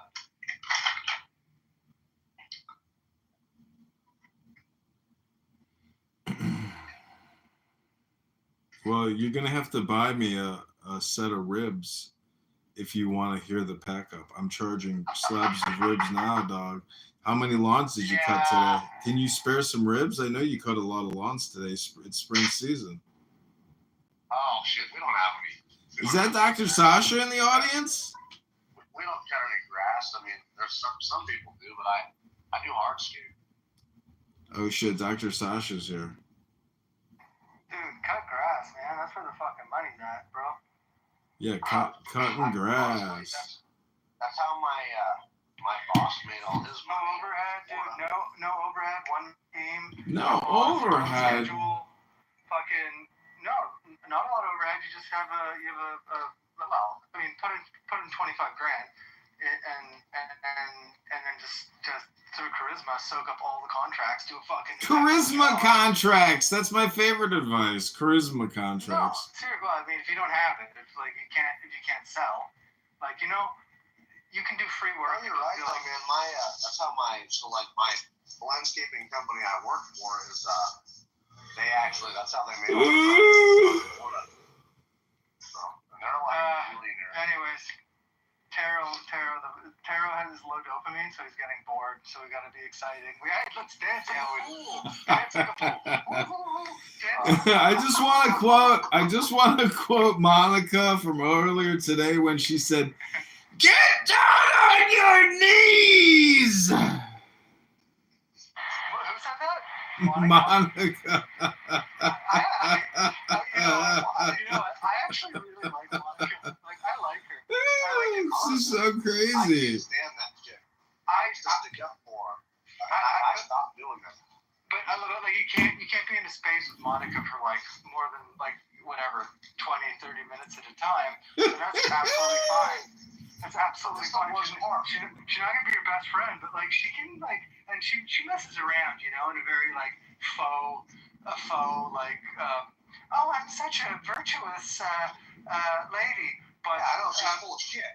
But I don't know. There's something I find something very endearing about her. I don't know what it is. This is what drives me nuts about her is that she's got Stockholm syndrome. People that treat her the worst on this app, she eats things like Brad. Brad treats her like dog trash. Oh no, she doesn't like Brad at all. Well, no, dude, she does. Trust me, because when I doxed him because he was talking about raping my little kid and my sister and threatening to kill me, so I was like, it wasn't even doxing him. He has all his information already public on X and it's all linked. So I was just trying to fight him, and they tried to say that I doxed him, and he played the victim. And Monica came to his defense. Oh, that's dangerous. That's wrong. Like, yeah, I know. That's the point. Like, I want to find him and fight him because he thinks that it's okay to talk about raping children and raping women and stuff. I mean, like, he's horrible when he gets mad. Maybe. And she just sticks up for him. That's crazy. And like, look, I don't put it past myself, and I'm sure John, if that's their real name, doesn't, to embody a lot of different characters, just because it's exciting to do so. So, you know, maybe that's an explanation. And I'm more psychologist Sasha than Dr. Sasha Taro, John. So, you know, get your Listen, like you said earlier, you're boring me. We need to speed this up a little bit. Get the dopamine moving! I'll follow your lead. I'm trying to bring drama. I'm trying to do whatever, dude. Like, what else? Dr. John, first of all, you have a pink ticket, cash that in, and then go to your friend invite list, share it with people, and invite the room. I'm getting ready to play the top roast of the week. Well, hold on a minute, man. I'm shopping right now. I can't even stop right now. Holy shit. I'm the guy you call like Dr. Sasha when he's in the car. He's like, oh, I got to talk to somebody. Maybe I'll go on Clown House and talk to Edmund. the same shit. Okay, I don't have to command him, and if I did, you know exactly how it ended up. He would be coming home in a body bag with a flag draped coffin, and people could have their tears, but nonetheless, he wouldn't be walking this earth because he served under me. He would definitely have, quote, an accident, end quote. And that would be very, very well assured. And I don't really fucking care that this motherfucker has an opinion one way or the other. I don't need it. And he really needs validation from other people because I know he loves fucking your dick. And I know he loves swallowing that all the way home. Like, you don't even have to tap him. Look at how good you got it. He has to have some sort of male validation. And I've never met a fucking punk wannabe Christian fucking Mormon creep like this need and crave that shit so much in my entire life. This is literally the definition. His uncle's like probably sharing money to end up on a fucking crime show. I promise you. Is he talking about you, Dr. John? Or is he talking about Dr. Keegan? I can't tell. Who's he talking about? Shut the fuck up. It's not about Keegan, man. I mean, but he does this every time. Nah, he's talking about Mormons in general. You're all like inbred triple cousins, double cousins. It's you guys. I'm not. What's your IQ, Dr. John? How many times does it take you to cut the lawn? A lot. Just so much. So, how did you think you were going to start a boat manufacturing business when you can't even cut the lawn in one fucking follow swoop, one time through? I know your family, your friends, your girlfriend, everybody got so upset with you because you were buying all these tools and investing in the boat manufacturing industry, but you weren't investing in yourself. And thus, welcome to Top Roasts of the Week, starring our new roast participants, Dr. John and Dr. Sasha. This is your Friday evening dinner for schmucks. Welcome back to another exciting episode of Low IQ Dumb People who talk about nothing and waste all their time. Welcome back to my show here in Chicago, where I will be featuring two new participants, two real dumb motherfuckers who waste all their fucking time, Dr. John and Dr. Sasha. Welcome back to the show, Dr. John and Dr. Sasha. Yes, this is a new show. It's called Reversing the Dumbass Motherfuckers That Waste All the Time on Clubhouse, starring Tara, Edmund, John, straight from Chicago, right up your ass, motherfucker. The guy who sits here all day on Clubhouse is crazy, dude. What is with your compensating projection, bro? I think it's great. Really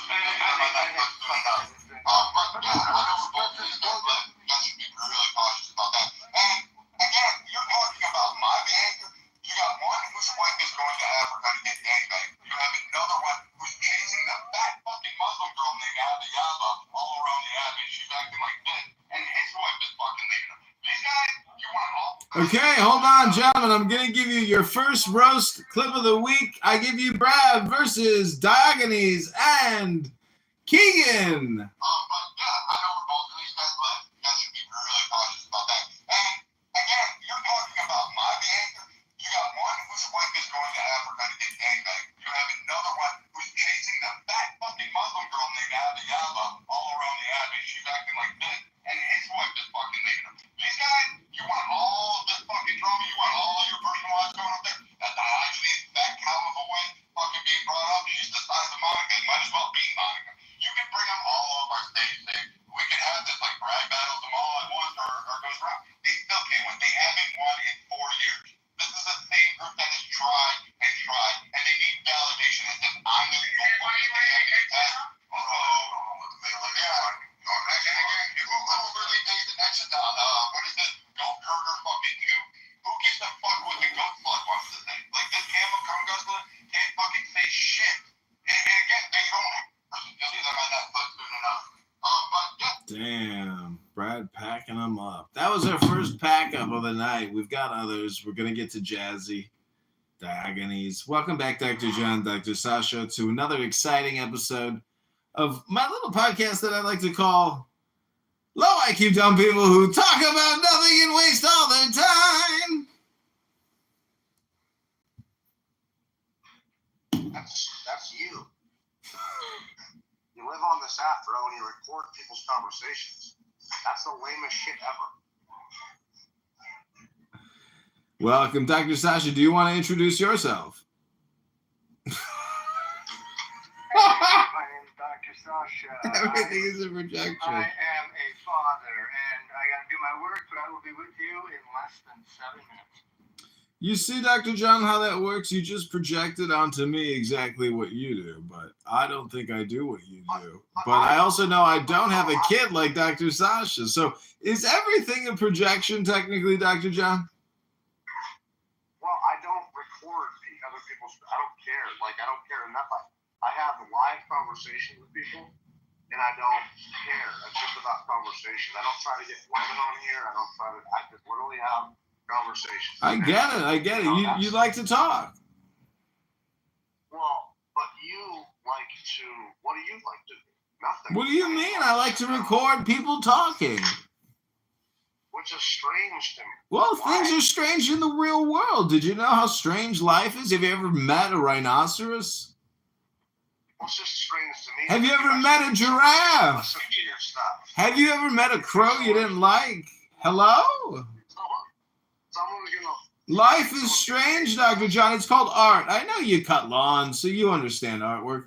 The point is, Dr. John, when you're cutting a lawn with a trimmer or a hedger or a mower, when you see the diagonal patterns on the lawn crisscross, and you say to yourself, that geometrical shape is beautiful, you might say to yourself, I don't know, am I creating art on this lawn, or is this art creating something in me as the mower, as the clipper? Who are you, Dr. John? Who are you? Well, what do you do when you trim the lawns? How do you do it? With a pair of scissors? I don't do the lawn mowing. That's other crews. I'm hardscaping, dude. Oh, you're a hardscaper. So who do you glaze? Who are you glazing? What do you mean? Who do you glaze? I don't know. That's not a term that I'm familiar with. It's just a joke. Anyways, welcome back to the top roast of the week. We got a new roast queued up for you that you may have not have heard. We're going to play a new exciting roast for you, hot off the presses of the roast machine, the ultimate barbecue of roasting, Clown House. Is it real? Is it real?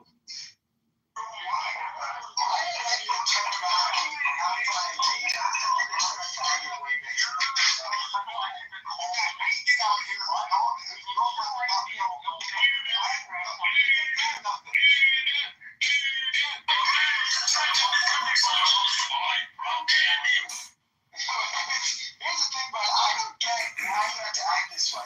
Like, we all can make jokes and stuff, but Brad takes it like to the extreme. He can't actually. Like, he's the guy in the locker room. He's the guy that we go in the locker room. Marshall. He's the guy in the locker room that we're all making jokes, and then he's like, well, your mom has cancer and died. Your mom has cancer and died. Your mom died by cancer. Like, we're all joking around, and then Brad goes to the extreme because he was never accepted in the boys' club, right? He was never accepted in the locker room.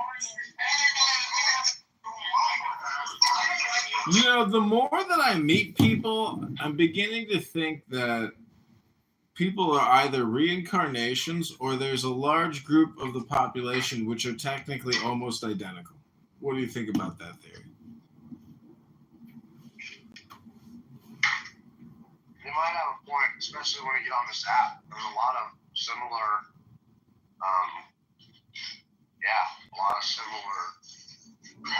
especially when people get pissed off and upset. You know, I think the green bean phenomenon is definitely the biggest trait where they turn into tyrants and they get jealous and there's a power dynamic over the green bean. I don't give a fuck. Therefore, it is. Yeah, but you don't read books. I know. I use the internet. I don't need to read books. You don't. Digital now. So what's 100 times 1,000? Quick, give me the answer.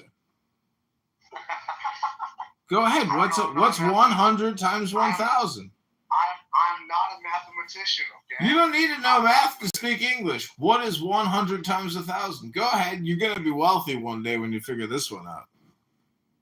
Okay. What's 100 times 1,000? 100,000.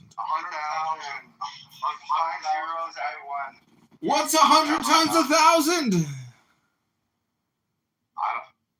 100,000. 100,000. 5 zeros. You speak English. We can converse and communicate. Amazing. Wow. You do know multiplication and math. It's just called English, right? It's words. Words. What are we going to do? What are we going to do? I don't want to play any more roasts. Characters on this app, dude. That's right, including yourself, Dr. Boat, Dr. John. When are you going to build your foot? Oh, Dr. Don is here. Don Danton, welcome to the Swinger Soiree. I hope you brought your 38 and a martini. Dry. Blue cheese olives. I'll make a boat so your fat ass can hang out in it, okay? I'm going to go to the gym today and work out extra hard and meditate on what you said to me. I doubt that, bro. You eat riffs and stuff and hang out in Clubhouse. Are you actually fat? No, I'm not. I'm a big man, but I'm not fat. What do you think he is fat? 6'2", 100. I'm 6'3", 220. Oh, geez. Do you have a lot of muscle? Yeah. Okay. No, he doesn't. Acceptable. He doesn't. When I come to Chicago, Edmund, I'm going to meet you. You're not going to meet me. I'm going to talk to you on Clown House and laugh at you for wanting to meet me. Why would I want to meet you? You don't have a tight pussy and any money. Because I think we could have interesting conversations. I think that You're about to say something else. No. Okay, I gotta fucking. Exactly. I put my kids, put my two boys to sleep. I gotta get a little fucked up. Oh, come back. The party's just getting started. I'm ordering a pizza. I ate a pizza today. It was magnificent, but I'm not a fat ass. I got to place my order for the Actually, I think I'm going to go to the gym and then place the order for the pizza. I don't know. Why would anybody go to the gym at like midnight? Because there's nobody there. That's what I was saying. He's Ooh. you know that, right? He's full of shit, right? You know that, right? He's definitely. Dr. John, listen. Yes. John. Obviously, he's full of shit. That's his thing. That's what makes it exciting. I'm a bullshit artist. I'm a bullshit artist. That's why the only one there's only like 10 people in Clubhouse that love him. But that's okay. I'd say 10, not 11, 10, not 9. I mean, the fucking roll. Look, if you can't fucking look, this is gonna become a roast of John. John, if you're not open-minded enough to love the roller coaster, you're a fucking normie. Then you're an archetype of another person. Roast it, cook it, give me some coleslaw and beans. Let's get this show started. Roast. What you do when you have a little child that's like a year and a half, you fucking throw them into the pool. You just throw them in. Who cares? They'll be able to swim. This is what you need to do to yourself. You need to just jump into the void and swim with us on the same wavelength. And if you can't do that, roast.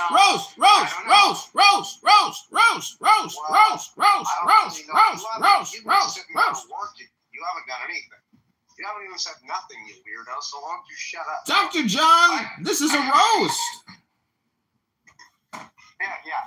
As you're sitting here working in the background, you're wanting me to. I'm actually conversating with the dude.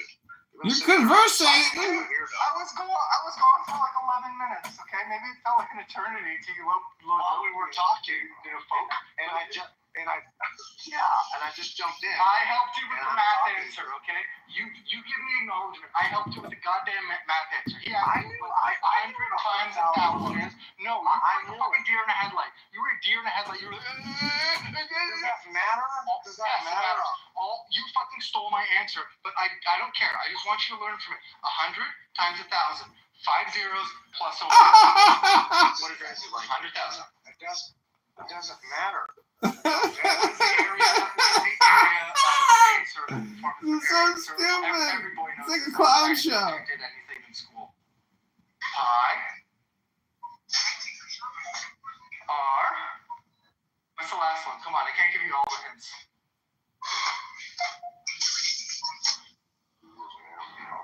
Square.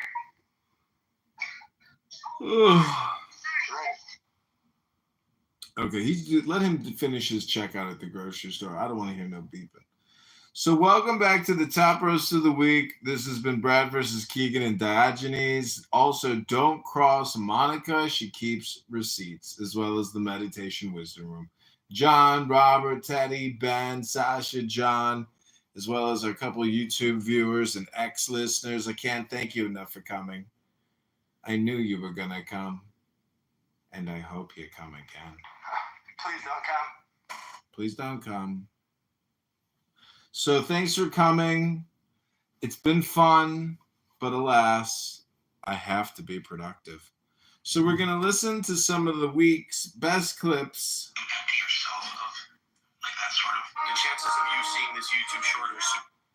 The chances of you coming across this clown house room are so 1 in a trillion. You know, each and every one of you is a precious star, a diamond, a ruby, an emerald. I know where both of these guys live. You guys should be really cautious about that. And again, you're talking about my behavior. You got one whose wife is going to Africa to get gangbanged. You have another one who's chasing the fat fucking Muslim girl named Abiyaba all around the app, and she's acting like this. And his wife is fucking leaving him. These guys, you want all of this fucking drama? You want all your personal lives going up there? That's not actually true. Why? I ain't like you're telling about God in the weirdest ways. You talk about Christ. You talk about renewal. You talk about we should make Leviticus and follow the rules.